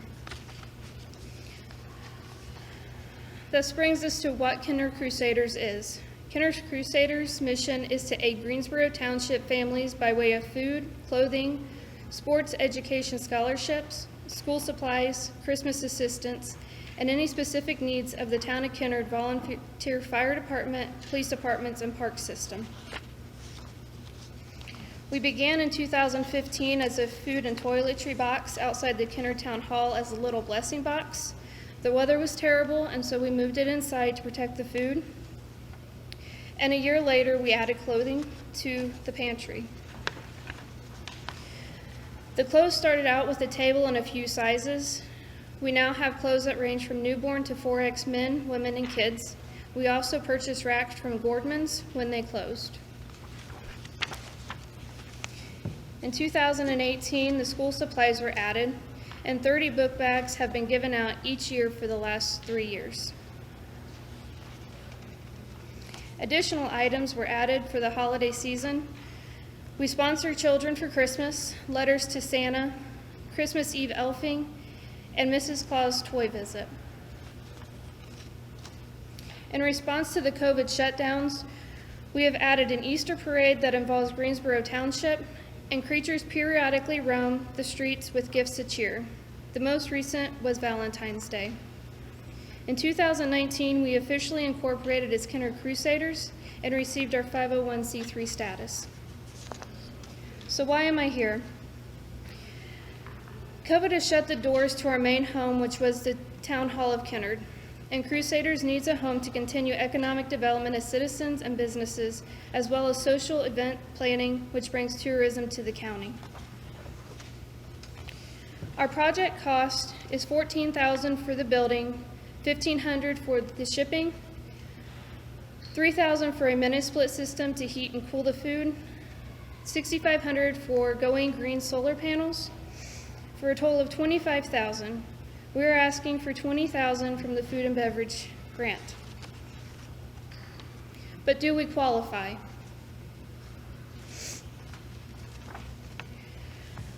When it comes to tourism, as part of the mission, we focus on raising funds for the volunteer fire, police, and park system. The first fundraiser was a craft fair in the spring of 2019.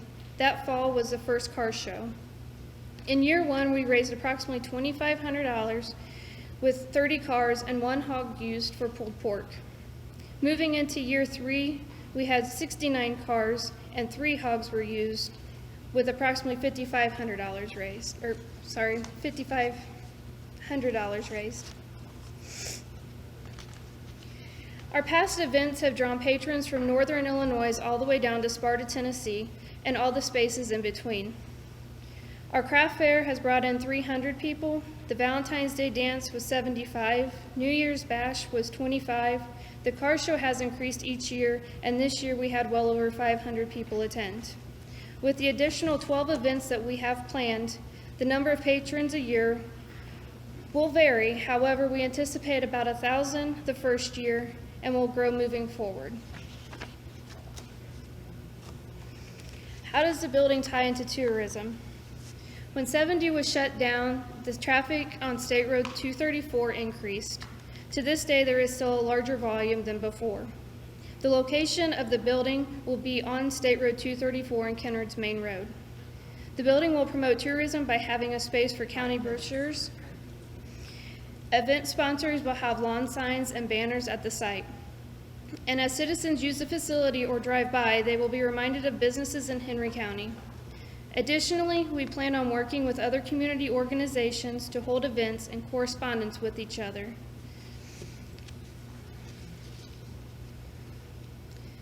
The land and location is being donated for use by the owner of Goods Candy, which is Kevin Vickery. This land will be free of charge, and Kennard Crusaders will hold liability insurance on the property. As for economic development, we are a food desert. The closest fresh food market is 9 miles or 15 minutes from the center of Greensboro Township. We can ease the burden of being that food desert. For economic development, it's more than just business impact, it's citizen impact. The Greensboro Township Pantry has impacted economic development and citizens by giving them necessities, therefore allowing a person to spend additional dollars in Henry County, not having to choose between food or gas to get to work, rent and mortgage versus an interview outfit, or medication versus a Christmas present. The building will have additional self-sufficient skill building blocks, which include a community garden, interview skills and clothes, school supplies for all schooling levels, and a social meeting place for volunteers, Girl Scouts, 4-H, and other organizations. If we cannot have our citizens equipped for self-sufficiency, local economic growth cannot occur. Needing assistance doesn't always mean you're under 100% poverty. You could have an emergency medical bill, a death in the family, or broken transportation that puts you in that bind.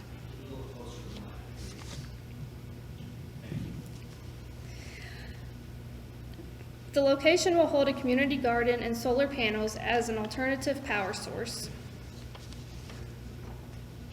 The business impact of economic development: we will utilize Henry County business fundraisers to promote spending in the county. We plan on using Dining to Donate at Applebee's, Clancy's Car Wash, Rose Bowl, and Professional Design as fundraisers. Local donors shop local to buy pantry items, and business sponsors receive advertising by signage, social media, and flyers. Promoting business growth within Greensboro Township, such as Sky Pizzeria and Goods Candy. On page 21, you can see over the last 3 years that these are the businesses that have supported Crusaders events, and in turn, we have promoted their business for Henry County. The solar panels are alternative power sources, and they are becoming popular in rural areas. The panels will serve as training for the fire departments, a topic for citizen self-sufficiency, and lower overhead costs for Crusaders to spend. Do we have the match? Yes. The New Year's Eve bash raised the match prior to the grant being submitted. The track record proves that it is self-supporting. $1,200 a year have been spent on items for the pantry. As we move to a standalone building, these funds will be used for the liability insurance, which is $750, and a possible electric bill, should we have to go that route. Building maintenance will be accomplished through fundraising and volunteer, and our next large fundraiser will be used to start an endowment with the Henry County Community Foundation. With 7 years of continued growth and business support, the Crusaders have never asked for a grant fund to support its mission. The pantry has operated by my town board pay and donations of citizens through the year. Forward moving and X Factor, our request is a one-time asking for a building that potentially will last 20 years. In that 20 years, we hope to bring in 20,000 people. In 7 years, each step has been moving forward, meeting citizens falling into the cracks of society. To date, we have assisted approximately 150 families through Greensboro Township. Our organization is about promoting economic development not only with businesses, but with Greensboro Township citizens. And having a community organization has an impact on where people choose to live. Are we shovel ready? Yes. The building has been procured, the shipping has been approved, and the land contract has been signed. Community support. The community has supported us for the last 7 years. We have worked together in the last 5 years to put a park in place. We obtained a white grant foundation for banners that the community came together to hang, and the pantry, after some time, remained stocked by donations of people from all over the county.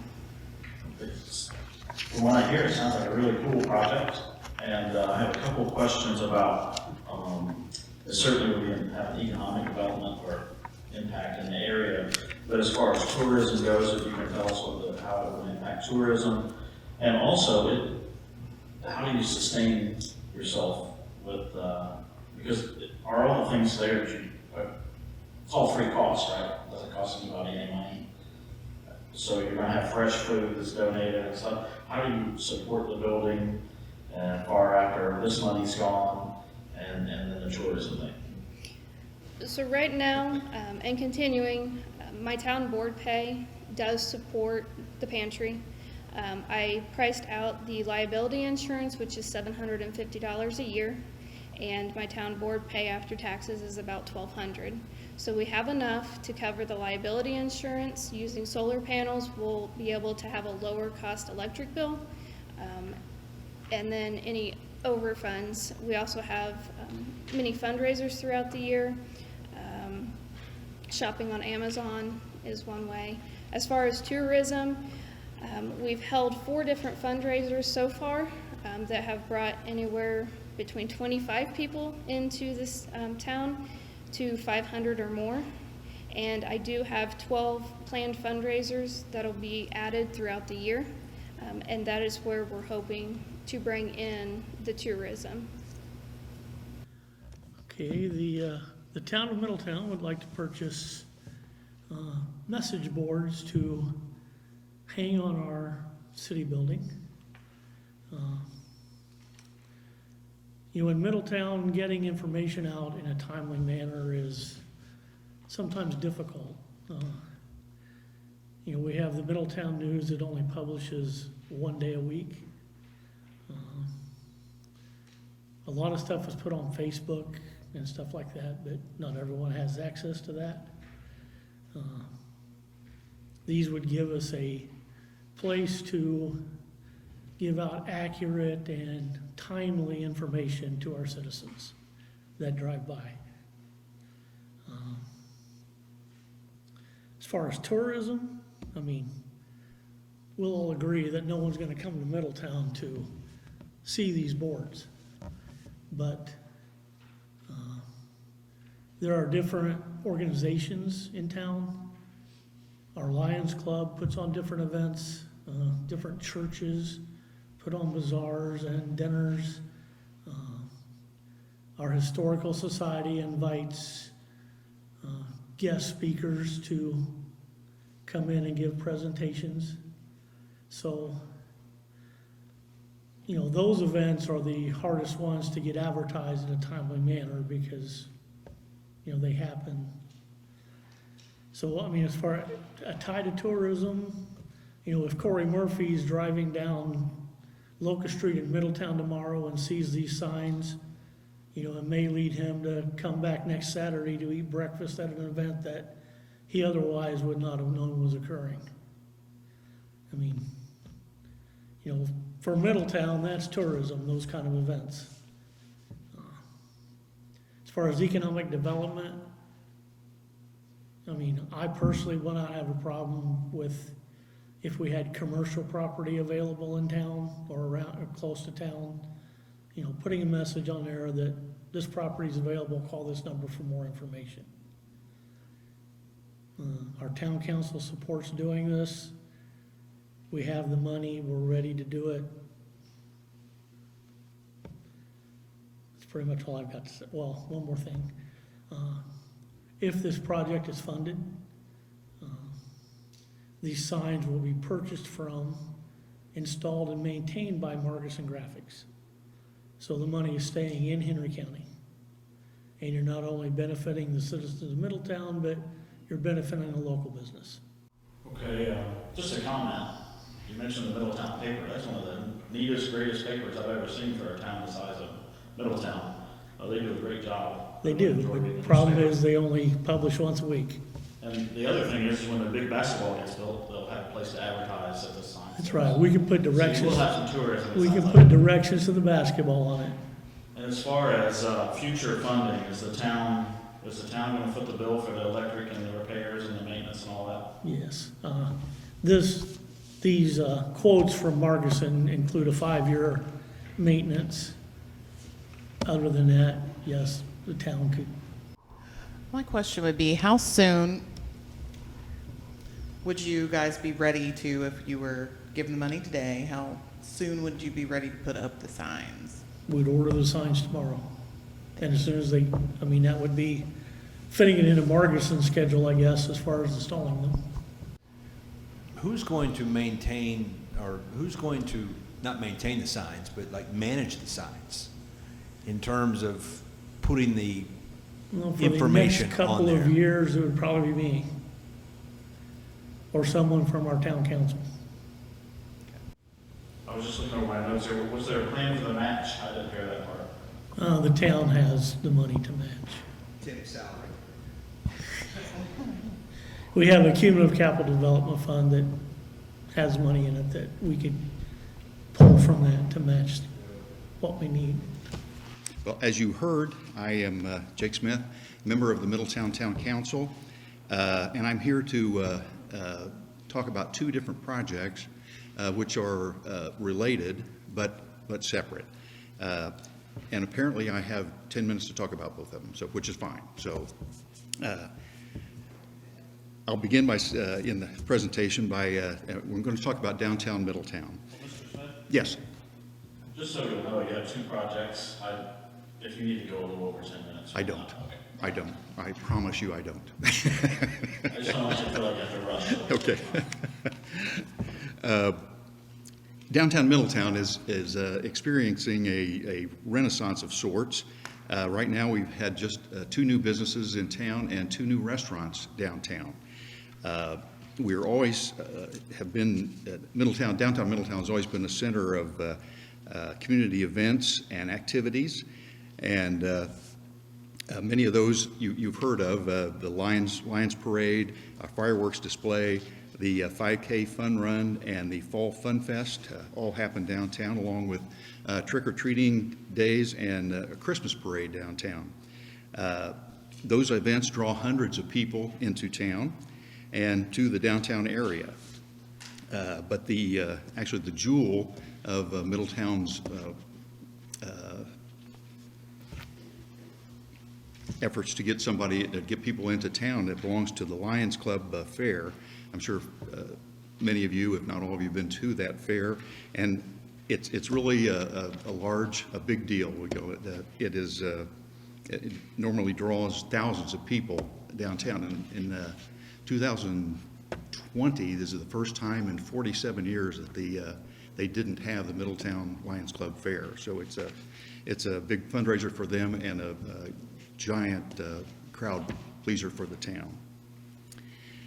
The other thing that's happening downtown very recently, in addition to the restaurants and the businesses, we're very excited that the opening of the first section of the Honey Creek Trail, which is a part of the Indiana Rails to Trails project.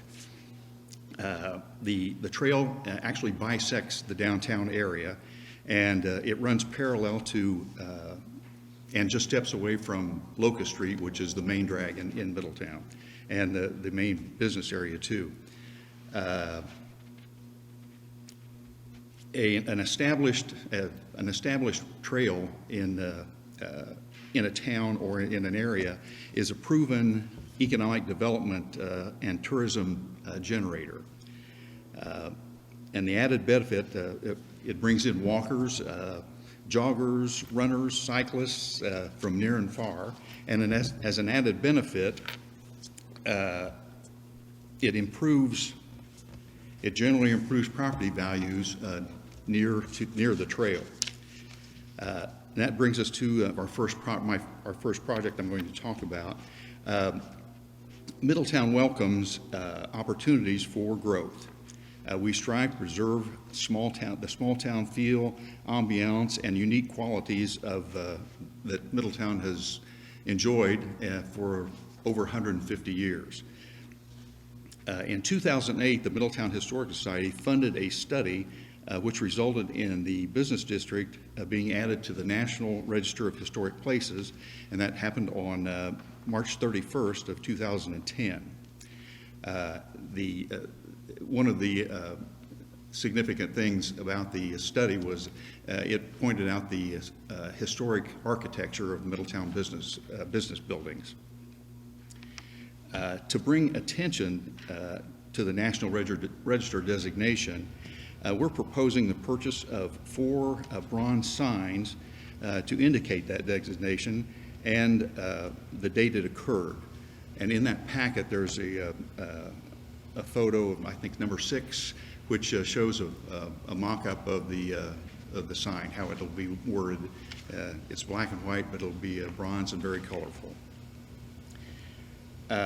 Those signs will be placed at the boundaries of the historic business district. The installation will be done by town employees So that's an in-kind contribution to the effort. And the signs will be maintained then by the Middletown Historical Society. The second project is a proposal to purchase a new period-style lighting for the Middletown Historic Business District.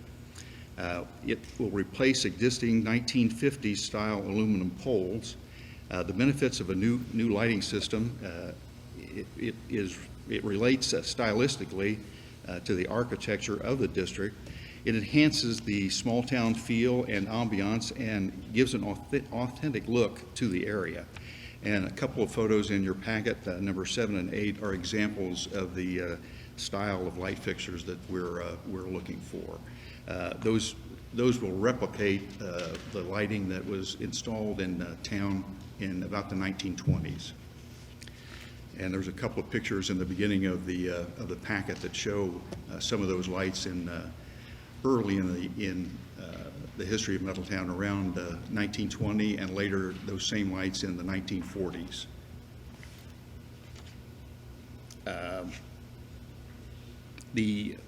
Another benefit of those the new lights, I should say, is LED technology. LED technology will result in lower operating costs for the system and significant savings. And also, something that is a benefit that I've really never heard of is refractive light technology.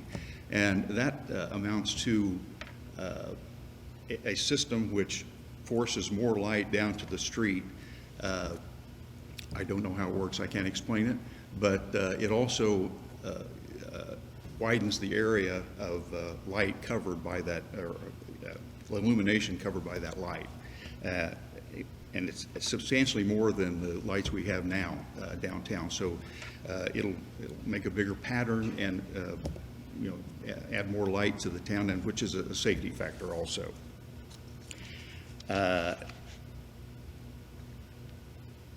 Let's see. After refractive side, also we talk about shovel-ready shovel-ready projects. The new lights would be installed where the old lights are. So it's kind of a plug and play. You pull the old light out, you put a new one in. I think it's a little more involved in that, but that's how we will do it. And part of the reason for doing that is because the new lights will support the town's Christmas light display. And I think in the picture on that is in the last couple of pages. If you've been to Middletown during the Christmas season, the strands of lights are zigzagged across the street. It's a simple design, but it's very effective. It's very festive, very colorful. It's been that way, we know, at least 50 years, and I think I remember as a kid seeing those lights, and I'm pushing 73, so I think it's a little longer than 50 years. And also that, as Dave knows, when we started talking about new light fixtures in town, most people said, well, that's great, but what about the Christmas lights? So if we don't have something that supports those Christmas lights, it's a deal breaker, let's put it that way. So, and we may not survive another term on the town council. So. The lights will be also equipped with banner brackets and small brackets to put flags in on certain holidays. After installation, the town will assume all the costs of operation and maintenance. And most importantly, I probably should mention this first, on these two projects, the town will contribute the entire 20% match to the project. And lastly, you mentioned the X factor. That's kind of hard to determine on these two projects. On the first one, the signage, that's kind of a little easier. Signage is educational. And we've had the Historic Business District on the register for, 2010, it's 12 years now. And I would be amazed if 1 out of 100 people in town know that district is on the National Register of Historic Places. So the signs would be an educational tool and an enlightening tool for people to know that the town where they live or they're passing through is historically significant. The other X factor on the lights, that's really hard to quantify, but I would say that the biggest advantage of that is aesthetic. The poles we have now are very tall aluminum poles, and they're 1950s design, and they really don't fit in an 1890s environment, the 1890s architecture of the business district. So the replacement would be, I guess you would say, it would pull together the downtown area, and again, as I mentioned earlier, give it a more authentic look. And one example of how that will affect the town is right outside the courthouse windows here. If you look outside there, you'll see the period style lights right here in Newcastle. And it really is transformative for a community, for a business district. As you can see, I can't imagine the streets here in Newcastle with aluminum poles holding up LED lights. So we think it's a big advantage for the district, and I will answer any questions you have. Guess I'll go first again. I've been to all those festivities that you have in Middletown, and I know they're well attended, they're fun, and I hate if I have to miss them. Mm-hmm. But as we report to the county council on the economic development and the tourism, when we present this project, what do we say? How does it help tourism, and how does it help the economic future of the area? Well, I think anytime you can unify the town, a district, and make it look more authentic, that's going to develop economic interest in the area. It'll attract new businesses. An added benefit of being on the National Register is that those buildings can qualify for federal grants to improve facades, do all kinds of things with federal money and some state money also. Tourism, I think it would stimulate tourism because it gives you kind of a town, a kind of a niche factor that you're trying to do something to unify your downtown, and they're just more attractive. So people who do come to town, and there are several towns who have done this in the area. Farmland, I know, did a big project down in their main business district.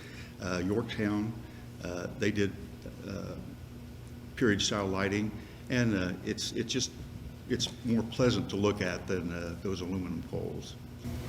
Jake, it seems like a nice project to tie into the trail Mm-hmm. and the additional businesses in downtown Middletown. Middletown has put forward 3 projects, and sort of, since you're on the hot seat, I'll ask you, is there a top project amongst so I'm looking at the LED sign, I'm looking at the signage, and I'm looking at the lights. Do you have a top priority?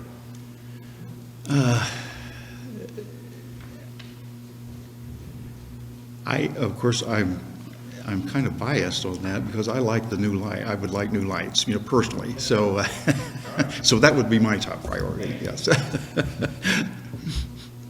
Hello, I'm Chris Williams. I'm the CEO of the Henry County YMCA.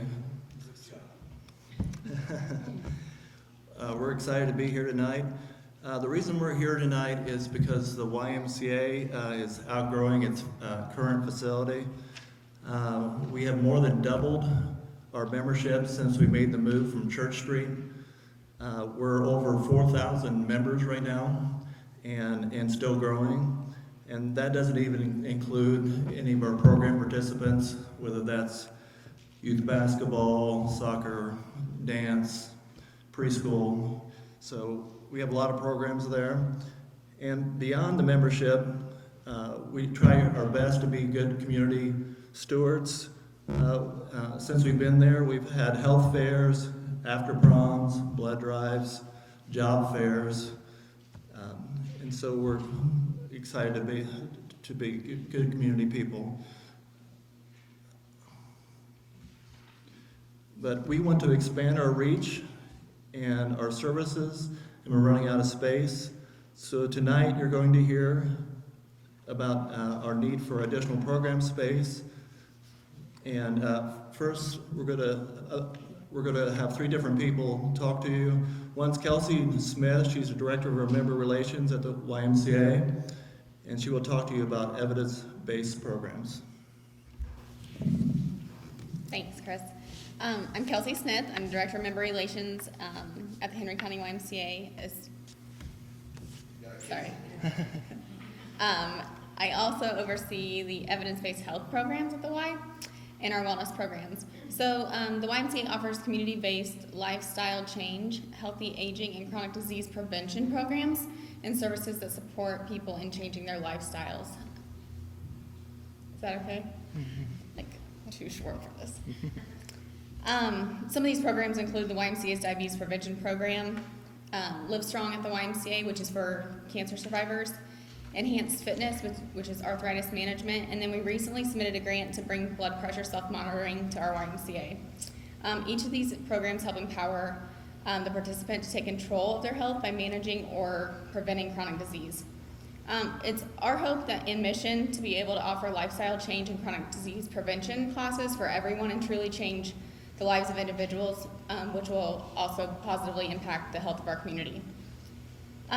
So this is just some stats for you guys. According to the Center for Disease Control, chronic diseases are responsible for 7 of 10 deaths each year. Treating people with chronic diseases accounts for most of our nation's healthcare costs. If you look at the infographic I gave you, it's the one with the iceberg. 29.1 million Americans have type 2 diabetes, and 86 million Americans are pre-diabetic. That's 37% of all adults. 89% of that 86 million have no idea they're at risk for developing type 2 diabetes. The National Institute of Health research has shown that programs such as the YMCA's Diabetes Prevention Program reduces the number of new cases of type 2 diabetes by 58% overall and by 71% in people over 60. That's why I'm so passionate about that program. We're certified to have all the programs, Live Strong, YMCA Diabetes Prevention Program, Enhanced Fitness, at our facility, but right now we don't have the space to hold them all. Right now we're currently holding our diabetes prevention program in our preschool room with folding chairs and tray tables. We could have a class size up to 15 people, but I can only accommodate 6 to 8 comfortably right now in that class. It's just not convenient for people to like walk around toys and smash goldfish and stuff on the floor of a preschool room. I'm so passionate about the program because I've seen lives changed. I've seen participants accomplish significant weight loss goals. I've seen participants come off all medications. I've seen them reap the benefits of a healthy lifestyle, not only physically, but also mentally and emotionally. So it's our passion to see these programs grow and the overall health of our community improve. Alrighty, thanks, Kelsey. We're going to move it over to Sherry Burgum, and she is the Director of Curriculum and Elementary Programs for Newcastle Schools, and she will talk to you about the need for before and after school programming. Okay, thank you. Chris and I have been working for a few years to bring comprehensive before and after school care for school-age children to the YMCA through Newcastle Schools. COVID put a little barrier there, but we're ready to go now. We are actually considered a child care desert in Newcastle, which means we do not have enough spots or programs for school-age children. There's a lot of data in this packet that I gave you. We've also done surveys in our schools for the need for the before and after school care so that parents can get to work. A child care desert means that a parent can't get to work, they don't have care for their children or school or wherever they need to go. And therefore, we also know research tells us that that cycle repeats with the child. So we are very excited to partner together. We're getting ready to begin a small pilot with one school, but we do not have space to take this to the vision that I have written about in the packet. I have short-term and then long-term vision for you to see the details of where we want to go with this. We've toured Indiana, we've gone to several different programs, we have the vision.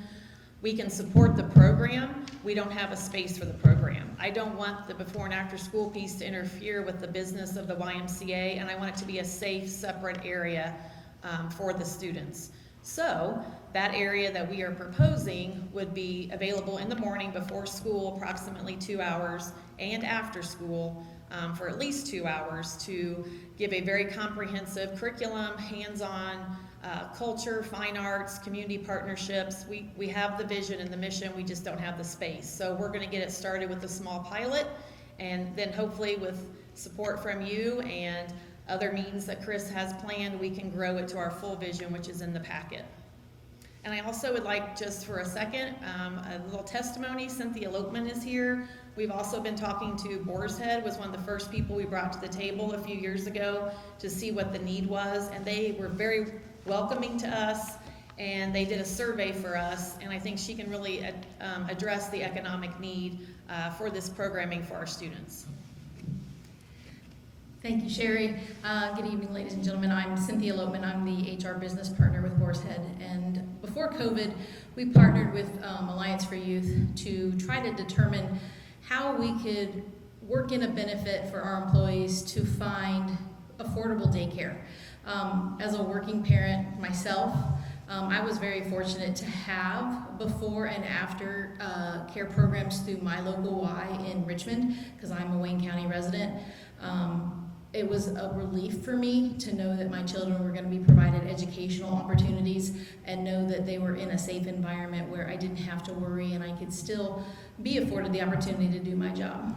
It is a question that we struggle with every day with our employees, and you know, when we have to look at our turnover numbers, in some instances the turnover is because of the fact that they don't have childcare. And with the COVID outlook, that's become increasingly difficult to find those opportunities available for our employees who have school-age children. I know that it's not just a problem with Boar's Head, it's something that every employer in Henry County experiences, from roundtables and discussions that we've had with other local agencies like Draper and with Crown, you know, our contacts there. We try to leverage as best we can, but it's not something that as an employer we can also bear the entire cost on our own. So we look to agencies like the Y, to Youth for Alliance for Youth and whatnot to see what exists, and we're glad to partner with them where we can. But you know, it's something that I think is important to the community, and it's important to all the working parents in Henry County. Thank you. So the before and after school care would just be within the expansion along with the other programs that have been mentioned before. I was just going to run down through your scorecard sheet real fast. You got time. Does the project support tourism? We believe our facility is a destination site for tourism right now.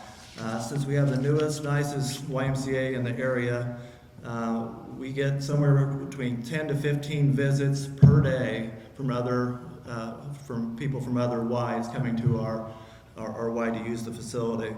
They often ask afterwards, places to eat, places to shop, things like that afterwards. Does the project support economic development? Yes, it increases the amount of potential employees. If they have a safe place to take their children while they're at work, we worked hard to make sure that it's a place where children want to go, and improve the employees' level of health and with evidence-based health programs. Is there a plan of the 20% match? Yes, we currently have this in savings for future building project. Will the completed project be self-supporting? Yes. The program fees will offset the cost moving forward. Is the project forward-looking?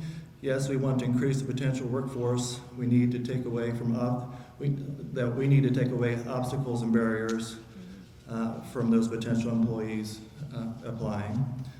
Is the project shovel-ready? Yes, we would need to get pledges to make the commitments to help pay for the rest of the project. Is there evidence of active community support? Yes, as you heard tonight. Alliance for Youth, Boris Head, the recent survey with the local elementary school.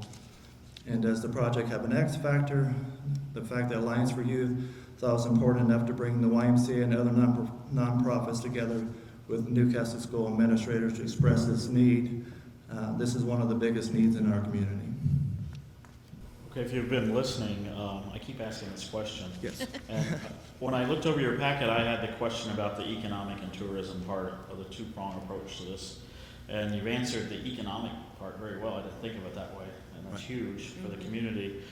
But the expansion that you're going through, which is this money's to help with that, how does that specifically, the expansion, help the tourism side of this?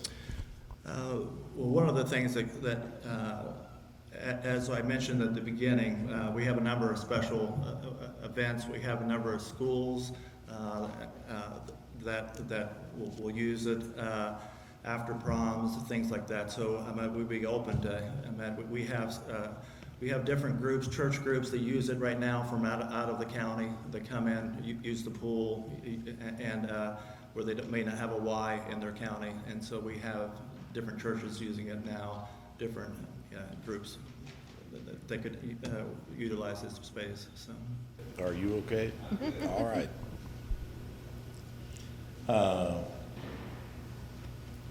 You said you're outgrowing your facility. What does that mean exactly? Just as like Kelsey talked about earlier, we don't have enough space to.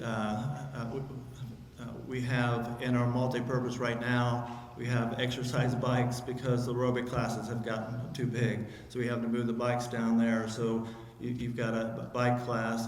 Double dipping. Yeah, double dipping. Our child watch is too small, so they want to be in there with half of that multi-purpose room. Then we're putting like a pre-diabetic class with a lot of seniors trying to navigate their way to a TV tray in a preschool. So we're busting at the seam, which is a great problem, but it's a challenge each night. So, what percentage of your workforce do you think this early and late preschool or daycare facility fulfills a need for? So from the survey that was completed with just our employee population with Alliance for Youth, 50% of our employee population needed some form of daycare for their children. Of the school-age children, I want to say it was more along the lines of a 70-30 split of that 50-50. So the bulk of our employee population really needed before and after school daycare programs for their children, and then the remaining portion was that birth to 5. My other two questions are financial, so you got That's your back on the hot seat. Sorry, I guess I should have asked them in a different order. So the order that I thought of, you said that you needed to accumulate pledges for the balance of the project, or yes. Maybe I didn't hear it correctly. You did, yes. Okay. So what's the total project cost? That was. Yeah, I can find that.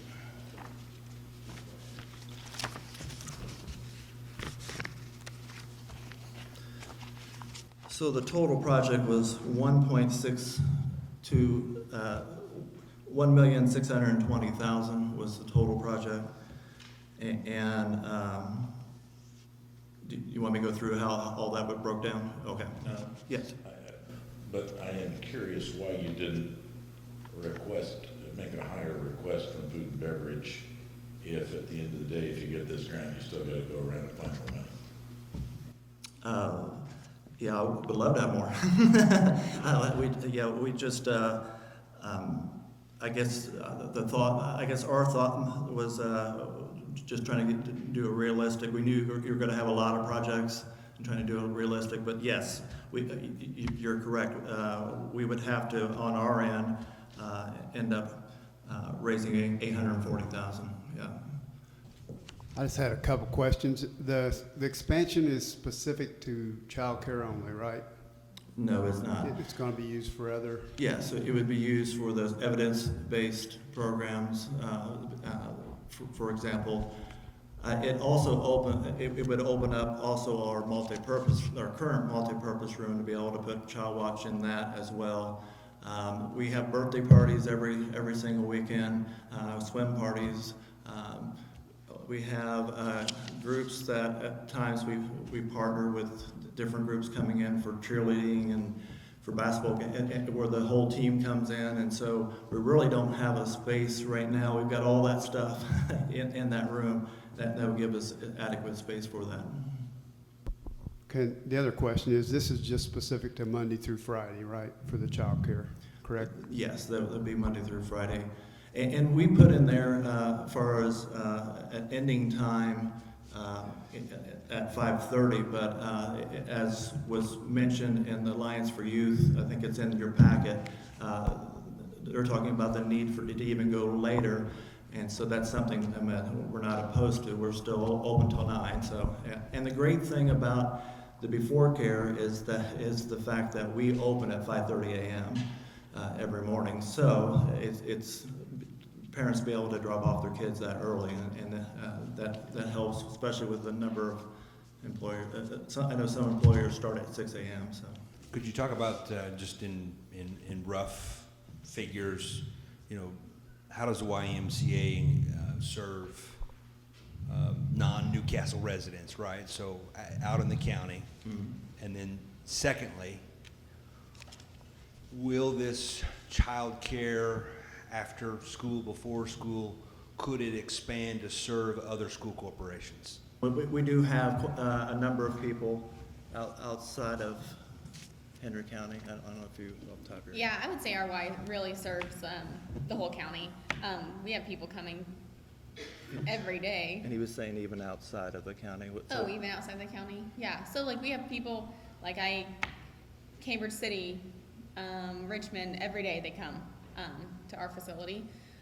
We have, it's in the summertime for day camp, we have families from, same thing, Richmond, Rushville, coming to drop their kids off at day camp at our facility, so. Yeah, if they work in Henry County or work in Newcastle, a lot of times they'll bring the kids, and it works out. We have day camp, for example, all day in the summer with early and late stay. So. And that would also help. That's another thing. Right now, our day camp is in the middle of preschool, so you can imagine all those preschool toys and everything like that. And we've got 30 to 40, at least 30 kids. And so don't touch anything, try to stay away. We're trying to get them in there. Multi-purpose room a lot of times has classes going on, so it's a lot of juggling. So. Yeah, what's your second part of your question? Sorry. Almost forgot. Yeah, for other schools. What's that? Could it be? Yeah. For other schools, yeah. So we would definitely take a look. We'd definitely be interested in that as well. Yeah. We're definitely a county-wide organization for sure. Yeah. We'd definitely be interested. Okay, so I am Jeff Ray with Healthy Communities of Henry County. From the beginning, when our trails effort began, the county commissioners and Healthy Communities have been partners in developing the whole trail system in Henry County. So back in 2004, we made our first application to NDOT for, back then it was called T, Transportation Enhancement Alternatives Program, to build the Wilburite Trail. And that was also the same year that we got our first food and beverage tax project amount of $250,000. So we didn't have any trails. We had an idea, we had a vision, and we had partnership with the county commissioners wanting to see something happen. So a nonprofit has to step up and help with that kind of thing. Since then, we've gotten that first grant.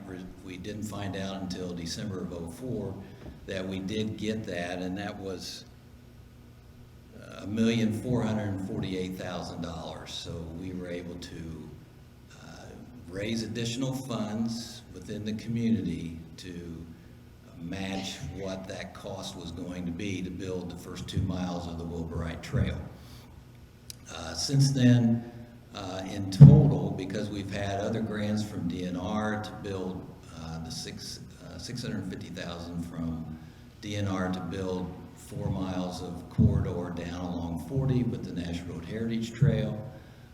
They've also purchased corridor within the county that was worth about $500,000 that the DNR then transferred title to Henry County Commissioners for us to use for trail development.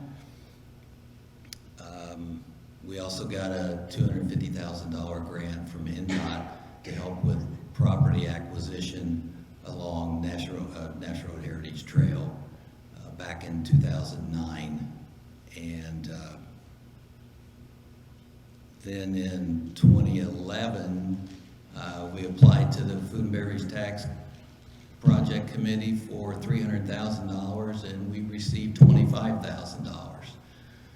So we were trying to add on to the Wilburite Trail another 1.1 miles. It took us 6 years to get that project completed because we had to raise additional money. We got a grant from DNR for $150,000, and then we went to the community to raise the rest of that. So we were able to use the $25,000 food and beverage tax monies for that project. In 2011, DNR came and purchased almost 5 miles of corridor for the Honey Creek Trail.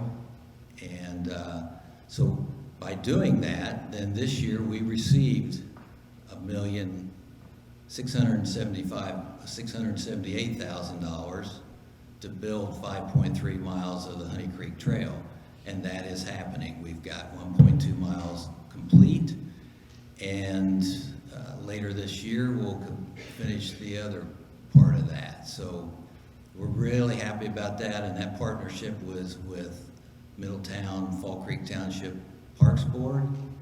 And as you can see, you've already mentioned the Honey Creek Trail with some of the other projects in Middletown. So it's definitely going to be a driver for Middletown. People are definitely out there. And so all in all, almost $6 million has been put into the trail system in Henry County through our efforts, through our partners, being whoever they might be, county government, Middletown area, and the commitment of local organizations, others, and individuals who want to see the trail system expand and be utilized. So now we have almost 18 miles of corridor that's open for trail use. So in this 18 years, it's been very successful about what we've had to do. And it's been a lot of hard work, and it's been a lot of maintenance, and 5 minutes. Hey, I'm using my time. So in this request, we're asking for $848,000 of a complete project of $1,115,000, yeah. So this project has actually started back in 2005 with Healthy Communities and the Henry County Commissioners coming together and applied for well over $1 million. I don't recall how much it was, but we were going to bring in a bridge that was built here in Newcastle. It was down in Brown County. We were going to put that bridge across 3, and we were turned down for that project. And because we had just gotten the 2 miles for Wilburite Trail, and of course NDOT's like, we got a lot of uses for this money, and so you guys go do your project. And of course that 2004 grant took us until 2012 to get going on it with acquisition and everything else that we had to do in planning and design.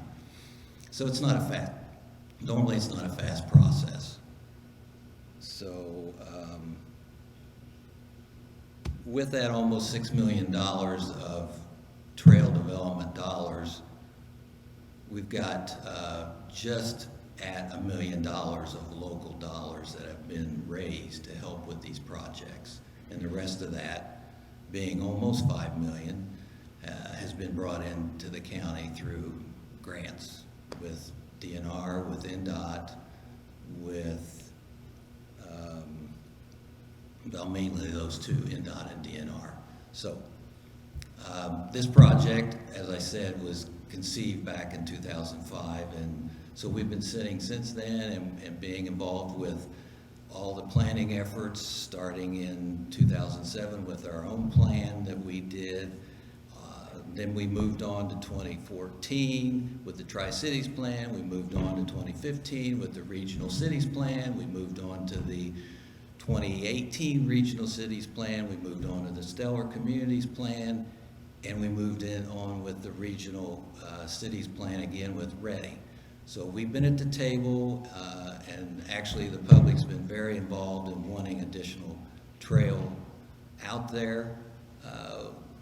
I know one of the things that the citizens of Henry County are very thankful for our trail system, because in 2020 we had COVID, a lot of things were shut down, but the trails were always open, and the trails were always utilized by our local citizens.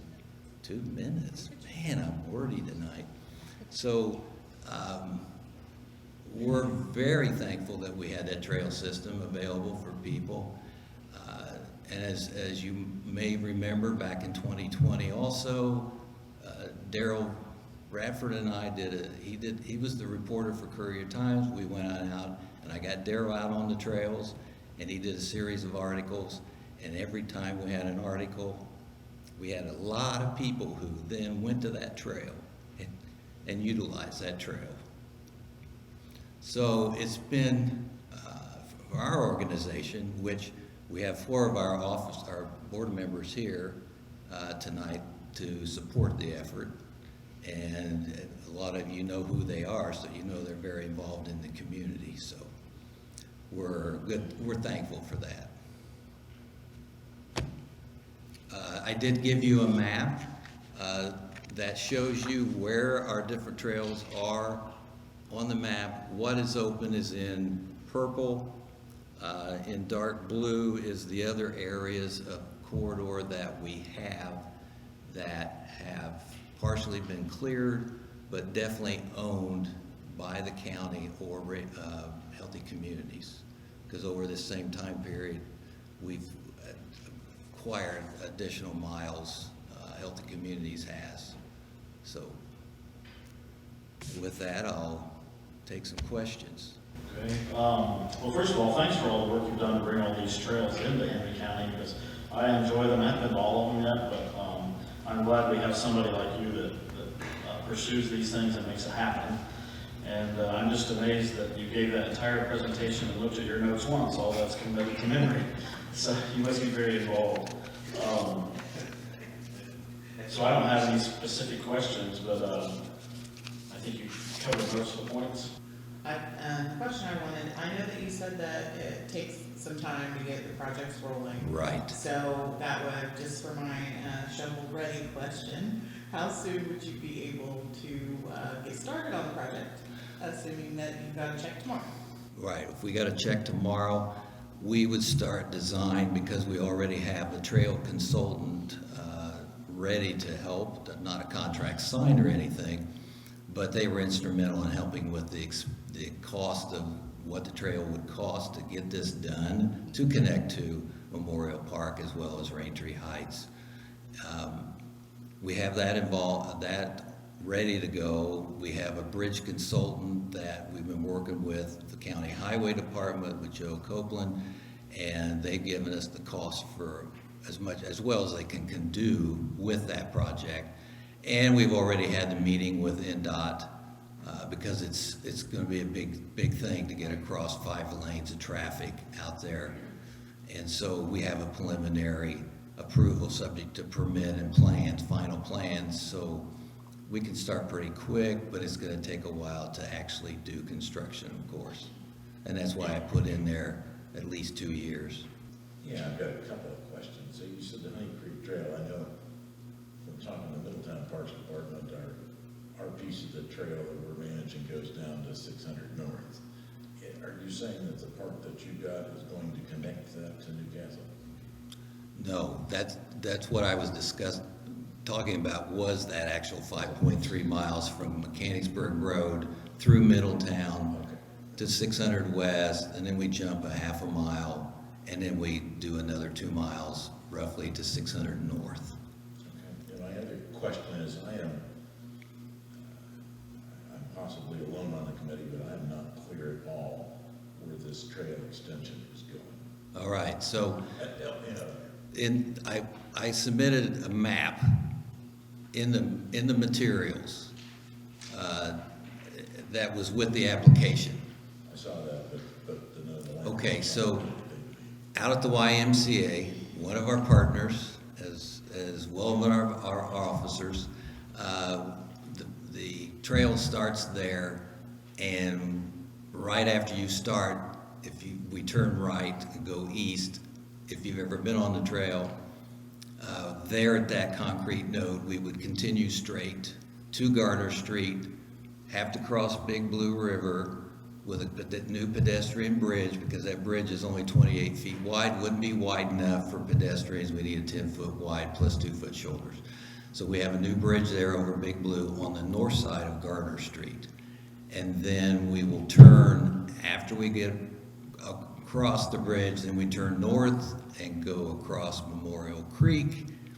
And then we have two ways of doing this. We're either gonna go up on the old interurban corridor, which has been sitting there since 2000 or 1907, something like that, or it'll be right next to it.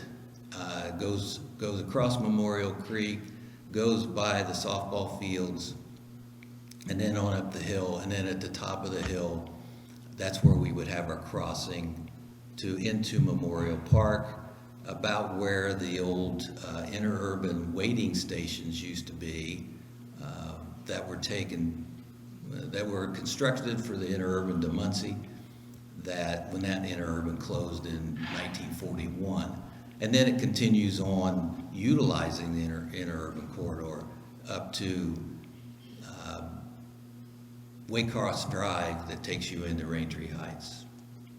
And then this trail further would continue on, and then up north of 200 North is where we would connect to the Honey Creek Trail, utilizing the old railroad corridor that went from that switch into Anderson and then points further. And everything you just described is all part of your funding request from us? I tried to express more. You were asking how you were gonna get connected to the Honey Creek Trail, but we're stopping at Waycross Drive with this section. It's expensive, as you can tell, but a lot of that money is gonna be the bridge. And you said 2 years is the timetable. I presume that includes acquisition and surveying and all that. Good. Yeah, we won't have acquisition because it's county-owned ground, being on the east side of State Road 3. You mentioned several planning initiatives that you've been involved with. Why are trails important to Henry County and East Central Indiana? Well, you've also answered that question before. You utilize the... I need to ask the questions tonight. It's a tool for you to utilize to try to bring in additional employers into this community, and I know you do. So, and I know your family utilizes the trails because of what you've discussed in the past. Maybe I shouldn't say that, but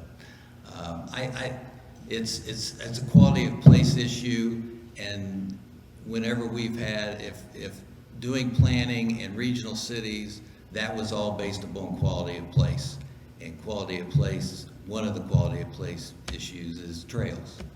And that's what 4GCI was all about in 2018 when they put together that secondary regional cities plan. So if they wanted to do that, then I know as a region we need to have trails. And here in Henry County, I want to continue to work on that. So would you agree that trails speak to both residents and tourists alike? Definitely. When people come back who have been, that grew up here, used to live here, people that live here, take them out to the trails. And we know that because we see them out on the trail, or in any kind of conversation, you're going to have somebody say something about one of our trails and how nice it is. Does this project connect the Memorial Park? It does. Connecting an existing asset to another existing asset, being the Wilbur-Wright Trail and the YMCA campus. Right.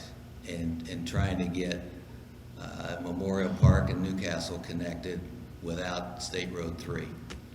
So it definitely would be a lot safer. And this project, like I said, was 2005, and multiple times since then, when Memorial Park did their planning, that was one of the issues they wanted to see, that the park, to continue to grow and be utilized, be connected to Newcastle and the Wilbur-Wright Trail. Knowing that, as you can tell by the map, that trying to connect Anderson, Newcastle to Muncie, we can utilize the Honey Creek Trail, we can utilize what we want to call this short section, the Honeybee Electric Path, and the Wilbur-Wright Trail, and connect it in LaSanteville, and then people can go to Richmond or they can go to Muncie. And we have a number of people who are still waiting on that. Final question for me. Is there a way to adjust the scope of this project and reduce the costs, and therefore reduce the request for food and beverage? Or is it an all or nothing? This is kind of an all or nothing, given that we've got to construct a bridge, and this will be an asphalt trail, so it'll be completely ADA compliant. And I had no idea when we started that it was going to cost this kind of money, but a bridge is expensive in today's world. And we know that we have a permanent easement on the north side of the bridge there at Garner to be able to do this, and so that's why we don't have any acquisition, because it's all county already set up from that bridge being built in 1972, I think. So, no, I can't reduce the cost. But when we actually bid it, maybe it comes in cheaper instead of more. Just like we found with the Honey Creek Trail. We had an estimate, and the bid came in almost $200,000 less. So that's a good thing in today's world. All right, I'm Nancy McCullers. I'm from Lewisville. I've been on the park committee since the early 1980s, except for a few years I wasn't on it because my mother was sick. So I've been very involved in the Lewisville Park Committee or board for many, many years. I want to thank you guys for this committee. Seems like you're working late hours, so I thank you for doing this and reviewing this and granting people the money from the food and beverage project. Thank you very much. First of all, I love the Lewisville Park. I live right across from the park, and I've lived right across from the park, well, ever since I've lived in town. I'm kind of a country girl. I lived outside of town for a long time growing up. But I moved into town about, it'll be 47 years I've lived in my house. So when I first came to Lewisville and lived across from the park, I had a lot of little kids. They're all grown up now. But there was one swing in the park that was there. That was the only thing there. One swing. Everything was broke or tore up or whatever. So I got on the park committee. So that's just a little story about that. But just telling you how much I love the park. We are humbly asking for money to help purchase 6 8-foot metal picnic tables, and that's what you see in your handout. And we also, I got 2 bids, one from Uline, which is $850 if you get if you get 3. We want 6, so we could get them at that price, but prices are going up, so. The next one is Noble Industry, and it is $1,099, basically for the same kind of table. These are maintenance-free, pretty much. You don't have to paint them for a long, long time. I'll probably be dead when they need to be painted. Thank you, Jesus. Because I do a lot of painting at the park. So anyway, these are really nice, sturdy tables that are for commercial parks. Then I put in for 4 trash receptacles, because right now we just have big drums for trash cans, and they're really hard to empty, and they're not very attractive. And one bid is $382, and the other one is, oh, I don't have that one. Well, maybe I did. You guys do. It's more. I think it's 1,000. Yeah, it's 1,000. So it is bigger though. That's one reason why so that's the bids. We are asking for these tables because our existing picnic tables are really old and they're just rickety and wobbly, and they need a lot of maintenance. They're hard to move. These would be a lot lighter to move around. Our trash cans, like I said, they really need to be replaced. So I'll just kind of go through the questions that you ask. Yes, many people come to the Lewisville Park to have parties, celebrations at our, well, that's the first question. Okay, the first question, does the project support tourism?